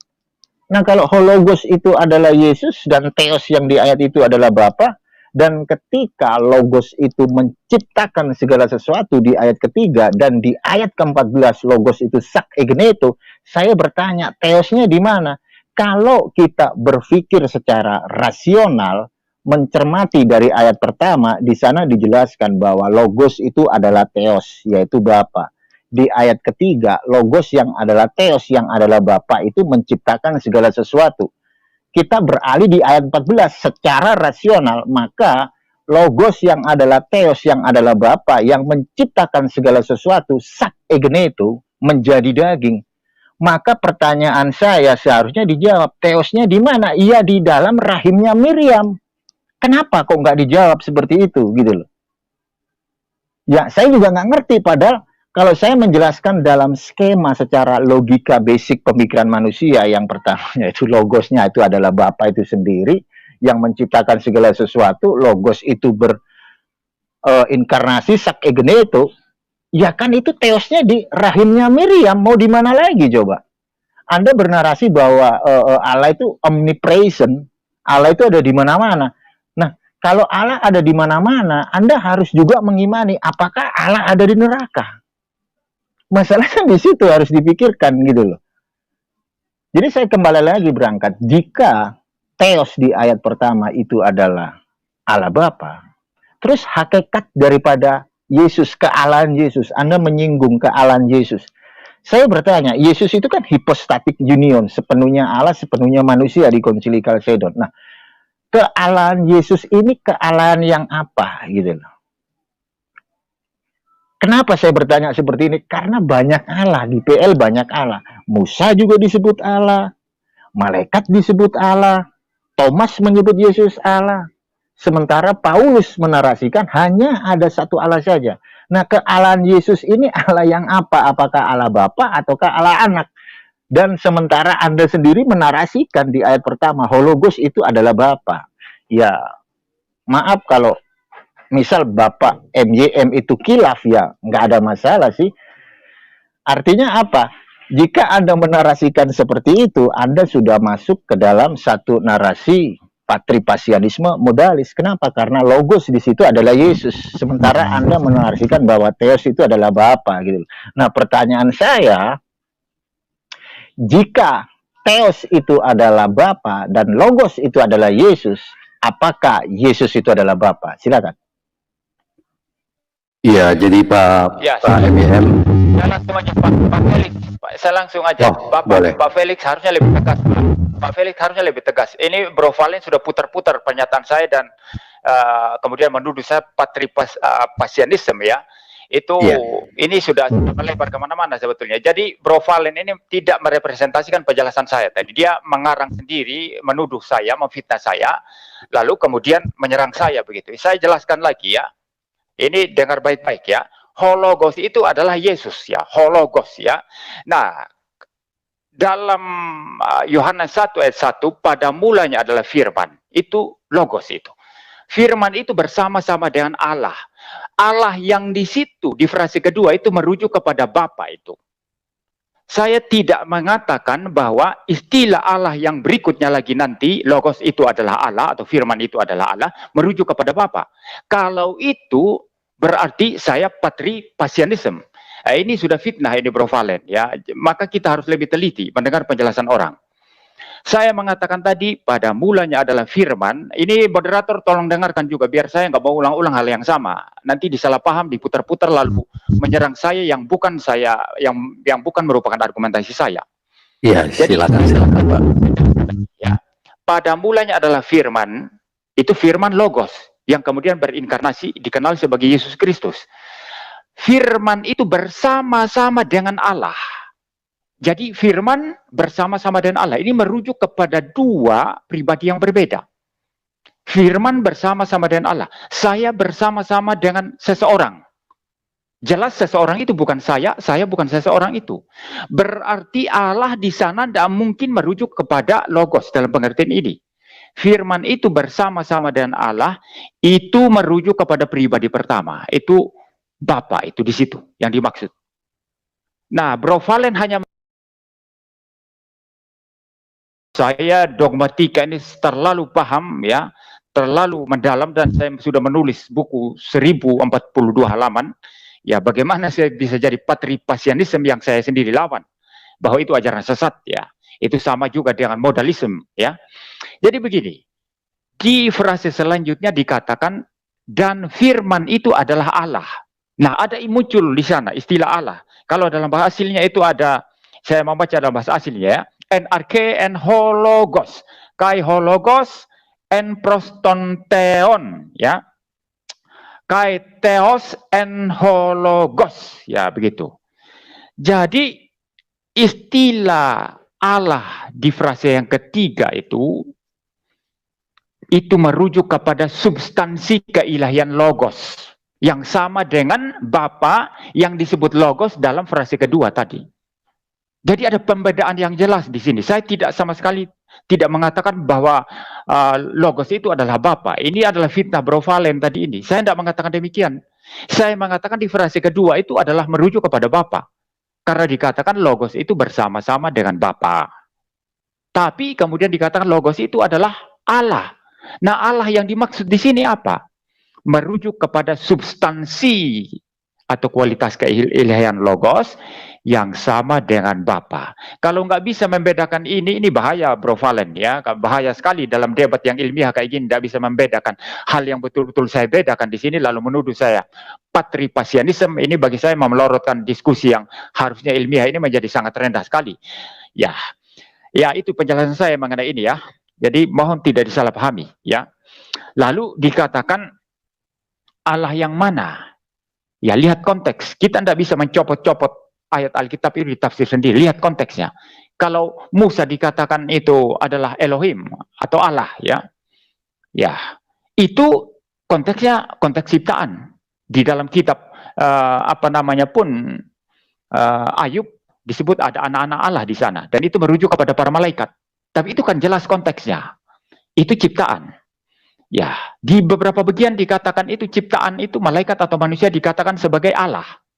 Itu konteks ciptaan dan tidak sama saja dengan pencipta. Nah, kalau bicara Yohanes 1 ayat 1 ini, kalau kita membaca dan teliti seluruh pasal 1, istilah Allah di sana itu berkaitan dengan logos, berkaitan dengan pribadi pertama Bapa. Nanti kalau saudara membaca terus sampai di Yohanes 1 ayat 18, itu muncul di sana anak tunggal Allah, anak tunggal Bapa, anak tunggal Allah yang duduk di pangkuan Bapa. Jadi ini merujuk kepada Allah di sini, bukan ciptaan. Jadi Allah yang mana? Allah dalam pengertian domainnya Allah. Bukan istilah Allah yang dipergunakan kepada malaikat atau manusia. Itu sangat berbeda. Maka membaca Alkitab dan teliti, kita tahu langsung konteksnya ini bicara tentang Allah pencipta atau istilah Allah yang digunakan kepada ciptaan. Ya, sangat gampang ya. Jadi itu bagi saya no problem bagi iman Kristen ya, walaupun diserang oleh Bro Valen ya. Saya masih belum mendapat jawaban tadi ya. Saya katakan tadi, Bro Valen memaksa itu seolah-olah saya itu menggunakan istilah echad dalam konteks ciptaan itu lalu saya paksakan untuk Allah. Bukan itu yang saya bicarakan, yang saya permasalahkan, bukan. Tapi istilah yang sama yang dipakai. Kalau digunakan untuk ciptaan, kok selalu merujuk kepada kesatuan. Unity, seperti Adam dan Hawa dan lain sebagainya. Tapi kalau untuk Allah, Bro Valen katakan, ini dia yang katakan. Bro Valen katakan, itu pasti itu satu dan tidak merujuk kepada unity atau apapun sebagaimana dalam ciptaan. Maka saya bilang kalau begitu lebih tepatnya kan Yahid lebih bagus kan? Karena menurut Bro Valen tadi istilah Yahid itu memang satu yang tidak bisa diduakan begitu ya. Hanya satu saja begitu ya. Satu tunggal dalam pengertian tunggal mutlak begitu. Kan lebih tepat itu Allah itu Yahid. Ngapain pakai kata ehad yang nanti di ciptaan digunakan untuk gabungan? Penjelasan rasional ini yang saya minta dan saya belum mendapatkan itu. Bukan sekedar kutip Kejadian 1 ayat 1 atau lalu nanti melompat ke Kejadian 1 ayat 26 mengenai istilah kita. Itu bukan itu yang saya mau. Yang saya maksud itu ehad digunakan dalam pengertian Allah begini-begini. Kenapa tidak bisa ditafsir gabungan? Karena begini. Ya. Tapi pertanyaan saya, kenapa tidak pakai Yahid sekalian yang lebih bagus, yang lebih memang sudah sangat-sangat established. Nggak bisa gabungan, nggak bisa unity, nggak bisa apapun. Hanya satu saja, satu mutlak begitu. Kan lebih cocok sebetulnya. Lebih cocok Yahid. Nah, ini yang saya minta jawaban rasional dan saya nggak mendapatkan di dalam dialog ini. Saya nggak mendapatkan itu. Ya. Lalu, Pak Felix, apa tadi pertanyaan yang belum saya jawab dari Pak Valen? Ada tidak Pak Felix? Saya pikir semua sudah. Ini kan tergantung. Mungkin dibilang dulu. Ya, baik. Ya, saya pikir. Ya, silakan Pak. Ya, yang terakhir begini. mengenai Trinitas dan juga mengenai Kristologi, khususnya persatuan antara natur ilahi dan natur manusia Kristus itu sebetulnya memang dari semua penjelasan Prof. Valen ini tadi belum merepresentasikan apa yang dipahami iman Kristen. Jadi sama dengan apologet Islam juga ketika menyerang Kristen belum merepresentasikan apa yang dipahami Kristen. Ya seperti itu. Lalu yang berikut terakhir mungkin saya akan menyinggung juga karena Prof. Valen tadi mengatakan menyinggung juga tentang itu. Allah ada di mana-mana katanya. Kami percaya itu, saya sangat percaya itu. Sebagai orang reform saya percaya kedaulatan Allah. Dia hadir di mana-mana, tidak ada satu ruang atau tempat pun di mana Allah tidak hadir. Bahkan Allah juga melampaui ruang dan waktu. Itu sebabnya disebut Allah yang transenden. Ya. Dan oleh karenanya, apakah Allah ada di neraka? Allah ada di neraka. Itu orang Kristen percaya, khusus orang reform percaya itu dan ajarkan itu. Kenapa Allah tidak ada di neraka? Apa masalahnya? Penguasa neraka bukan setan. Penguasa neraka adalah Allah Tritunggal. Allah yang mencipta neraka untuk menghukum setan dan seluruh orang-orang durhaka pada akhirnya nanti. Ya, dan Allah lah yang mengendalikan neraka. Dia hadir di sana dalam murkanya yang menyala-nyala. Penguasa neraka adalah Allah sendiri. Jadi no problem, Allah hadir di mana-mana. Kalau dikatakan Allah tidak hadir di neraka, berarti tidak maha hadir dong. Kalau Allahnya Prof. Valen itu tidak hadir di neraka, ya tidak maha hadir kalau begitu. Kalau tidak maha hadir, bagaimana? Siapa yang berkuasa atas neraka? Siapa yang mengendalikan neraka? Siapa yang menghukum orang dalam neraka? Setan. Loh, setan terpidana dalam neraka. Bagaimana dia bisa menjadi tuan di sana lalu menghukum orang-orang? Ya, maafkan saya, ada banyak hal-hal yang saya serang secara menggunakan rasionalitas tadi, yang saya kira Bro Valen harus memberikan jawaban rasional kepada saya. Ya, silakan. Ya, oke, thank you ya. Jadi saya sudah jelaskan semua dan tidak perlu saya ulangi ya. Terkait masalah Trinitas tadi juga sempat saya mencoba untuk menggiring satu perspektif. Kenapa? Karena saya tadi juga mengingat bagaimana Pak MYM menarasikan bahwa Theos yang ada di ayat pertama di Yohanes 1 itu adalah Bapa gitu loh. Nah, kalau Theos itu adalah Bapa, kalau kita baca keseluruhan teks ya di ayat pertama itu kan jelas. Theos itu adalah logos kan gitu. Berarti kalau Theos itu adalah logos, artinya kan gini. Allah Bapa itu adalah logos, sementara logos di situ adalah Yesus. Jadi saya bisa membaca ayat 1 itu, pada mulanya adalah Yesus. Kenapa kok pada mulanya adalah Yesus? Karena Yesus itu prainkarnasi, dia hologos. Pada mulanya adalah Yesus, Yesus bersama-sama dengan Theos, dan logos itu adalah Theos. Kan gitu. Ya mau nggak mau kalau ada seseorang memakai ayat itu ya harus menerima bahwa Yesus itu Allah Bapa gitu loh. Dan itu masuk ke dalam sistem teologinya monarki modalisme yang diajarkan oleh Praxeas yang muridnya adalah Sablius. Tuhan dengan 3 mode ya harus menerima itu. Kenapa? Karena ayat itu diambil gitu loh. Kalau dia menolak maka akan jadi satu hal yang membuat mereka sendiri sangat kebingungan gitu loh. Bagaimana mungkin di situ Bapa bukan putra, sementara ayat pertama sangat jelas hologos itu Theos. Dan di sana tidak dikatakan hologos itu bukan Theos. Gitu loh. Bukan Theos Bapa ya. Gak ada di situ dikatakan. Kalau kita kembali lagi ngomongin substansi hakikatnya Yesus yang adalah logos itu, hakikatnya adalah Theos, yaitu Allah, maka Allah yang mana? Banyak loh. Di PL itu Musa juga sebut Allah, malaikat sebut Allah, Thomas nyebut Yesus Allah. Nah, Yesus ini Allah yang mana? Apakah Allah Bapa? Apakah Allah Anak? Sementara kalau kita mengacu pada Allah Anak, berarti ada konsep duiditas. Ada 2 Allah. Itu irasional gitu loh. Dan bukan irasional. Itu rasional. Kalau ada 2 Allah, ada 3 Allah itu cukup masuk akal. Kenapa? Karena sangat jelas loh. Kalau dalam skema teologinya Trinitas itu kan Allah Bapa itu bukan Allah Anak, Allah anak itu bukan Allah Roh Kudus itu bukan Allah Bapa. Nah, tinggal masuk akal mana coba? Kalau ada 3 pribadi yang berbeda, bagaimana dikatakan satu? That mystery. Nggak mungkin lah itu misteri, kan gitu. Sekalipun Saint Agustinus menarasikan itu misteri dari mana? Bagaimana bisa dikatakan misteri?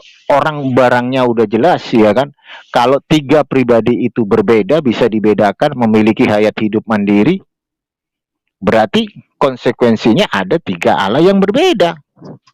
Kenapa ada 3 Allah yang berbeda? Ya karena gara-garanya mekanter narasi dari Praxeas, makanya ditaruhlah is not di situ.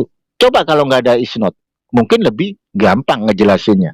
Tetapi ketika itu ada narasi is not, ya resiko doktrinnya ya ada 3 Allah, gitu loh.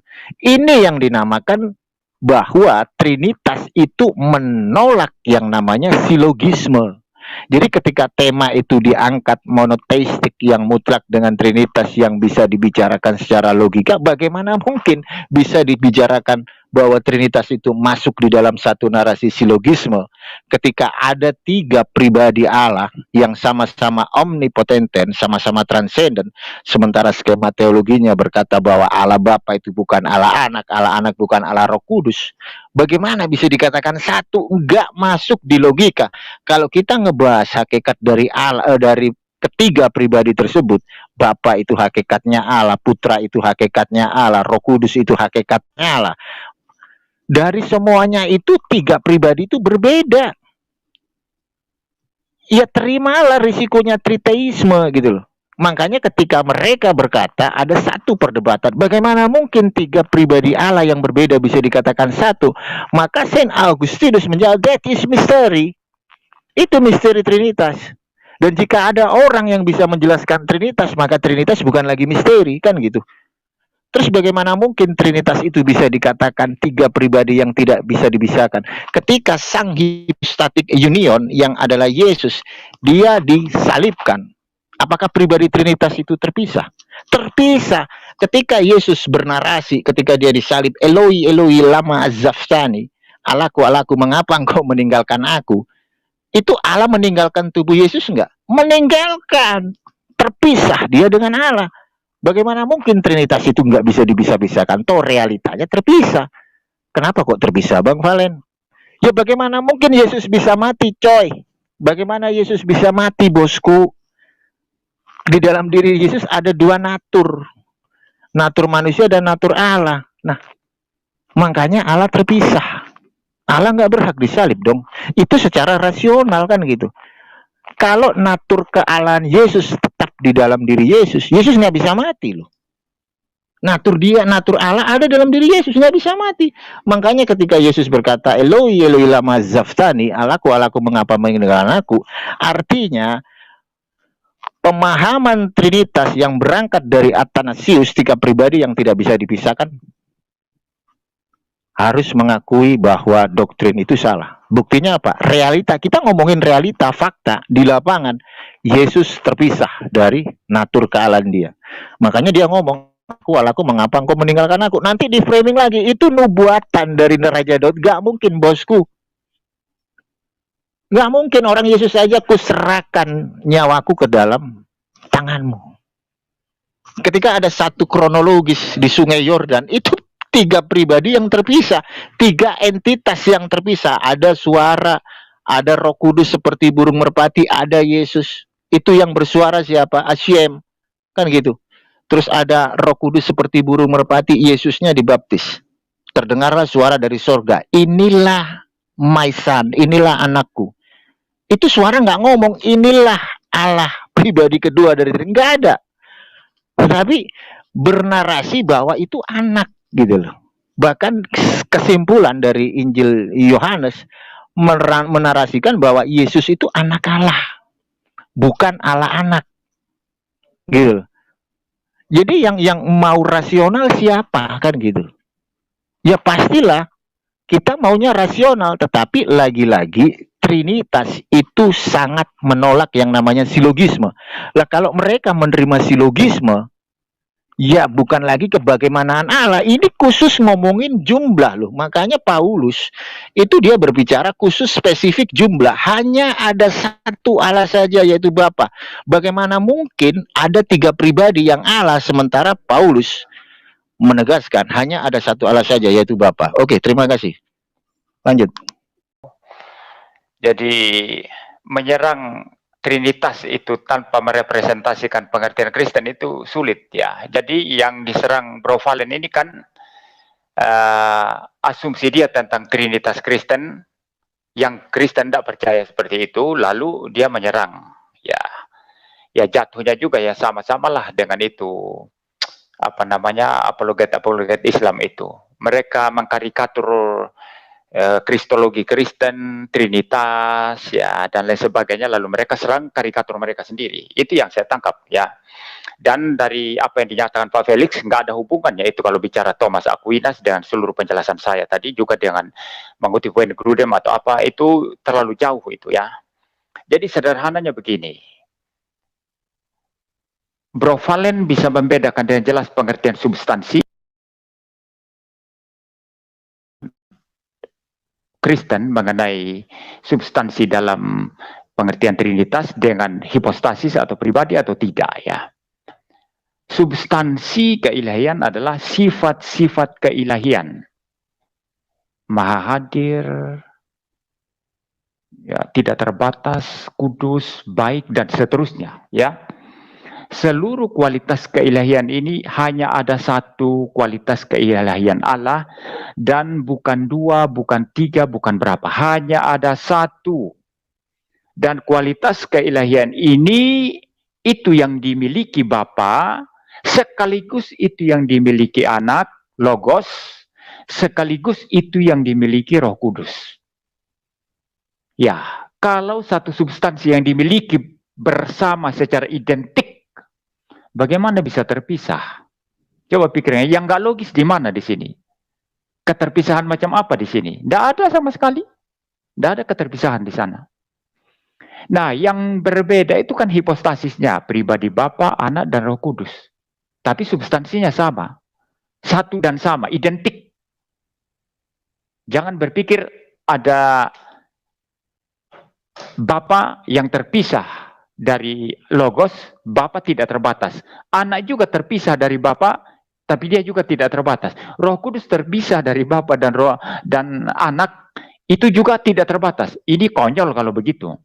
Irasional. Bagaimana mungkin ada 3 tidak terbatas? Tidak ada 3 tidak terbatas. Yang tidak terbatas itu mestinya hanya satu. Satu-satunya. Begitu. Kalau ada 3 tidak terbatas, itu bukan tidak terbatas namanya. Itu terbatas. Makanya terpisah. Seperti saya dan Bro Valen terpisah. Saya dan Pak Felix terpisah. Karena kita memang terbatas naturnya. Tapi kalau Bro Valen tidak terbatas naturnya, saya mengambil bagian natur yang sama dengan Bro Valen kepada ketidakterbatasan yang sama itu. Pak Felix juga begitu. Maka bagaimana memikirkan keterpisahan? Tidak ada. Kalau sampai terpisah itu terbatas. Nah, makanya konsep ini yang tidak dipahami Bro Valen sama Islam yang menyerang Kristen. Ketika dikatakan Bapa adalah Allah, kealahan Bapa ini tadi, kealahan Bapa, kualitas kealahan Bapa, itu juga yang dimiliki Anak secara persis dan sama. Itu juga yang dimiliki Roh Kudus secara persis dan sama, identik. Bukan ada 3 kualitas keilahian, tidak ada, hanya satu saja. Membayangkan keterpisahan macam apa di sana? Anda bicara silogisme apa tadi? Silogisme itu apa? Ya, Trinitas itu kalau mau bicara logiknya, ya, substansi Allah yang satu itu pengertiannya berbeda dengan hipostasis yang 3. Kalau saya mengatakan substansi Allah sama dengan hipostasisnya sama dengan substansinya, itu baru irasional, itu baru illogical. Kenapa? Bagaimana mungkin substansinya satu, tapi sama dengan hipostasisnya. Tapi katanya hipostasisnya 3. Ini membingungkan. Ya, membingungkan. Itu memang ngaco. Tapi yang Kristen pahami, substansinya yang satu ini berbeda pengertiannya dengan hipostasisnya atau pribadinya yang 3 itu. Ya, kalau pengertiannya berbeda, tidak campur aduk begitu, maka ini sangat-sangat rasional. Substansinya 1, pribadinya 3. Substansi yang 1 itu dimiliki secara sama oleh 3 pribadi yang berbeda. Ya, jadi tidak ada yang tidak logis di sini, sangat logis. Nah, apa itu logik ya? Secara sederhana, logik itu adalah kemampuan untuk membedakan antara A dengan non-A. Kalau babi itu adalah golongan binatang, ya, kalau babi adalah golongan binatang, maka tidak mungkin pada saat yang sama, pengertian yang sama, relasi yang sama, babi itu adalah tumbuhan, masuk ke dalam golongan tumbuhan. Nah, itu illogical. Nah, maka kalau orang Kristen mengatakan substansi Allah adalah hipostasis Allah, hipostasis Allah adalah substansi Allah, ini sudah ngaco, ngawur, dan itu yang illogical. Kalau substansi Allah adalah hipostasis Allah, hipostasis Allah adalah substansi Allah. Katanya substansi 1, hipostasisnya 3. 3 adalah 1, 1 adalah 3. Nah, ini pasti kacau. Tidak ada orang Kristen memahami demikian. Substansi tersendiri pengertiannya, hipostasis tersendiri pengertiannya. Ya, jadi mana pakai silogisme apa? Kalau kita ada di ruangan sekarang pakai papan tulis, coba demonstrasikan silogisme Aristotelian mengenai logik.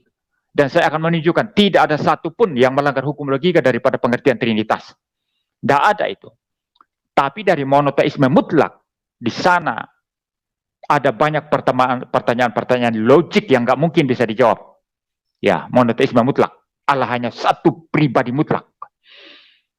Bagaimana logik itu bisa eksis di dalam diri Allah?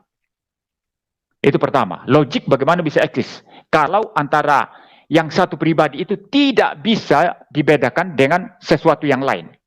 Karena logik itu adalah kemampuan membedakan A dan non-A. Kalau semuanya sama dan satu saja, logika lumpuh. Logika itu menjadi hancur. Ya, ini Bro Valen paham apa tidak ya? Nah, lalu begini. Kedua, bagaimana menjelaskan relasi dalam diri Allah? Prinsip relasi. Ya, prinsip relasi. Ya, iya tidak bisa. Kalau Allah mengasihi, dikatakan mengasihi. Bagaimana bisa mengasihi kalau hanya satu pribadi mutlak? Sebelum Allah yang satu mutlak itu menciptakan segala sesuatu, malaikat, manusia belum ada. Kasih bagaimana bisa dimanifestasikan kalau hanya satu pribadi mutlak saja? Ini tidak bisa dijawab secara rasional. Ini menjadi sesuatu yang gelap sama sekali. Tapi dalam Trinitas, logik bisa dijelaskan. Kemampuan membedakan A dan non-A. Itu logik. Baca hukum Aristotelian ya. Kalau mau logik, mau betul-betul saintifik ya. Kedua, relasi bisa dijelaskan.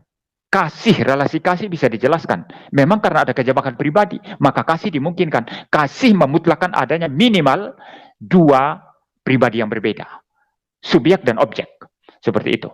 Dalam Trinitas itu menjadi penuh. Maka Alkitab mengatakan Allah itu adalah kasih. Ini sangat-sangat rasional, tidak bisa dibantah. Tapi bagaimana Allah yang satu pribadi mutlak itu menjelaskan semua ini? Prinsip relasi kasih, prinsip logik tadi bagaimana? Terakhir sekali sekarang, secara psikologikal. Kesadaran itu eksis. Bisa mendapatkan ground ya untuk eksis ya. Kalau ada objek.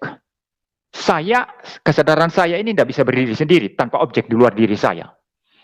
Ya, kalau saya tidak memiliki objek apapun, saudara tidak ada, semua tidak ada, hanya saya sendiri, kesadaran langsung lumpuh. Ya, bagaimana Allah yang satu-satunya itu dimungkinkan kesadarannya? Nah, ini terjadi ekstrapolasi nanti. Jawabannya menjadi tidak logis. Jawabannya apa? Yang saya pernah terima dari seorang Islam dulu. Dia mengatakan begini, Allah tidak membutuhkan objek untuk sadar. Karena dia maha kuasa, dia sadar. Tapi itu bukan penjelasan rasional. No, that is not rational. That is not logic. Itu ekstrapolasi, melompat. Pokoknya karena dia maha kuasa, maka tanpa objek dia sadar. Tapi itu bukan penjelasan rasional. Sama juga, pokoknya karena dia maha kuasa, dia mengasihi. Tapi bagaimana kasih itu diwujudkan tanpa objek untuk dikasihi? Tidak bisa dijelaskan, hanya dalam Trinitas itu bisa dijelaskan. Dan tidak ada dalam konsep monoteisme mutlak, kecuali monoteisme trinitas. Saya bicara sampai di sini, Bro Felix ya. Ya, mungkin masuk dalam Baik. teks. Baik, terima kasih Pak MIM. Iya, kesimpulan saya seperti yang pembuka awal Pak Felix ya. Jadi Hashem itu satu, echad. Jadi dia tidak bisa dibagi-bagi. Tidak bisa dibagi di dalam perspektif Kristen. Nah itu kesimpulan saya, nggak terlalu panjang sih sebenarnya, bahwa Hashem itu echad, dia satu, nggak ada yang lain ya, nggak ada lain, cuma Hashem itu sendiri. Dan kita tidak bisa memperspektifkan Hashem karena Hashem itu satu, dia tak terbatas dan dia tidak bisa dibatasi ya dengan narasi dari luar pengajaran Jewish gitu. Artinya kalau kita membicarakan Hashem, kita sesuai dengan yang tertulis bahwa Hashem itu echad. Ketika kita membicarakan Hashem itu satu, nggak ada yang lain selain daripada dia sendiri. Mungkin dari saya itu aja Pak Felix, thank you. Nah, saudaraku semuanya, ironis memang ya apa yang coba dipaksakan oleh pendeta IMIM untuk menjelaskan tentang Tuhan itu sendiri, yang mana sesuatu yang tidak logis dia coba paksakan untuk menjadi logis ya. Nah, sebenarnya sangat sederhana ya kalau dia sadar untuk memahami Tuhan tersebut. Jelas pemikiran manusia tidak akan bisa mengurai atau mendefinisikannya.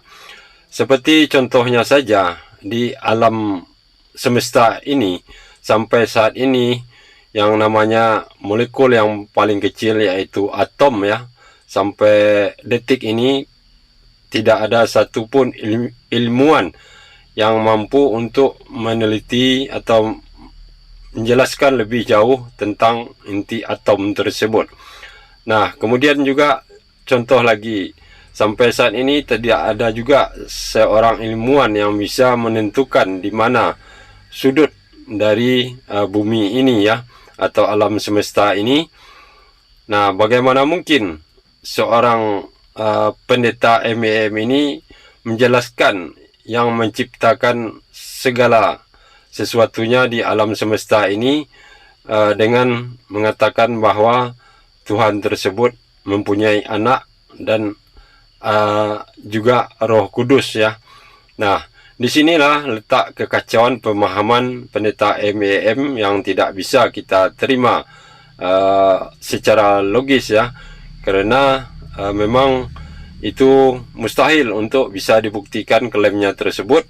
Walau bagaimanapun dia mencoba untuk menyatakan itu suatu kebenaran, tetapi pada akhirnya kalau kita suruh buktikan apakah klaimnya tersebut bisa dibuktikan kebenarannya secara ilmiah, tentu saja jawabannya tidak akan pernah ya. Jadi percuma saja dia mengklaim membagi-bagi Tuhan menjadi beberapa bagian.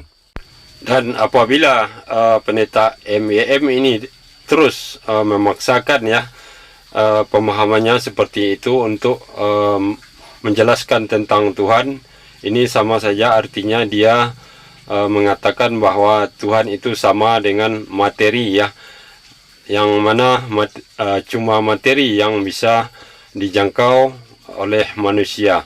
Dan kalau materi yang kecil-kecil seperti halnya semisal DNA ya, atau molekul partikel, itu pun harus menggunakan alat bantu baru bisa manusia mengenali serta mengetahuinya.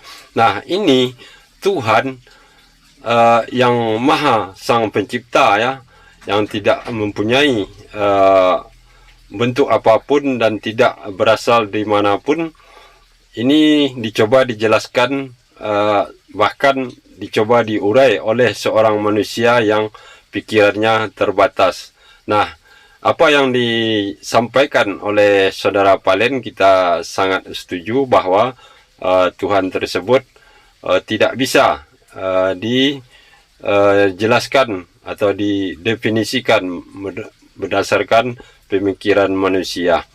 Nah, demikianlah saudaraku semuanya, mudah-mudahan video ini bisa kembali diputar balik oleh pendeta MEM ya, untuk coba menyadari bahwa di sekitar kita saja masih banyak hal-hal yang belum bisa kita ketahui, dan bahkan belum bisa kita definisikan secara tepat, apalagi yang menciptakan segala sesuatu tersebut. Terima kasih atas perhatiannya. Saya akhiri. Assalamualaikum warahmatullahi wabarakatuh.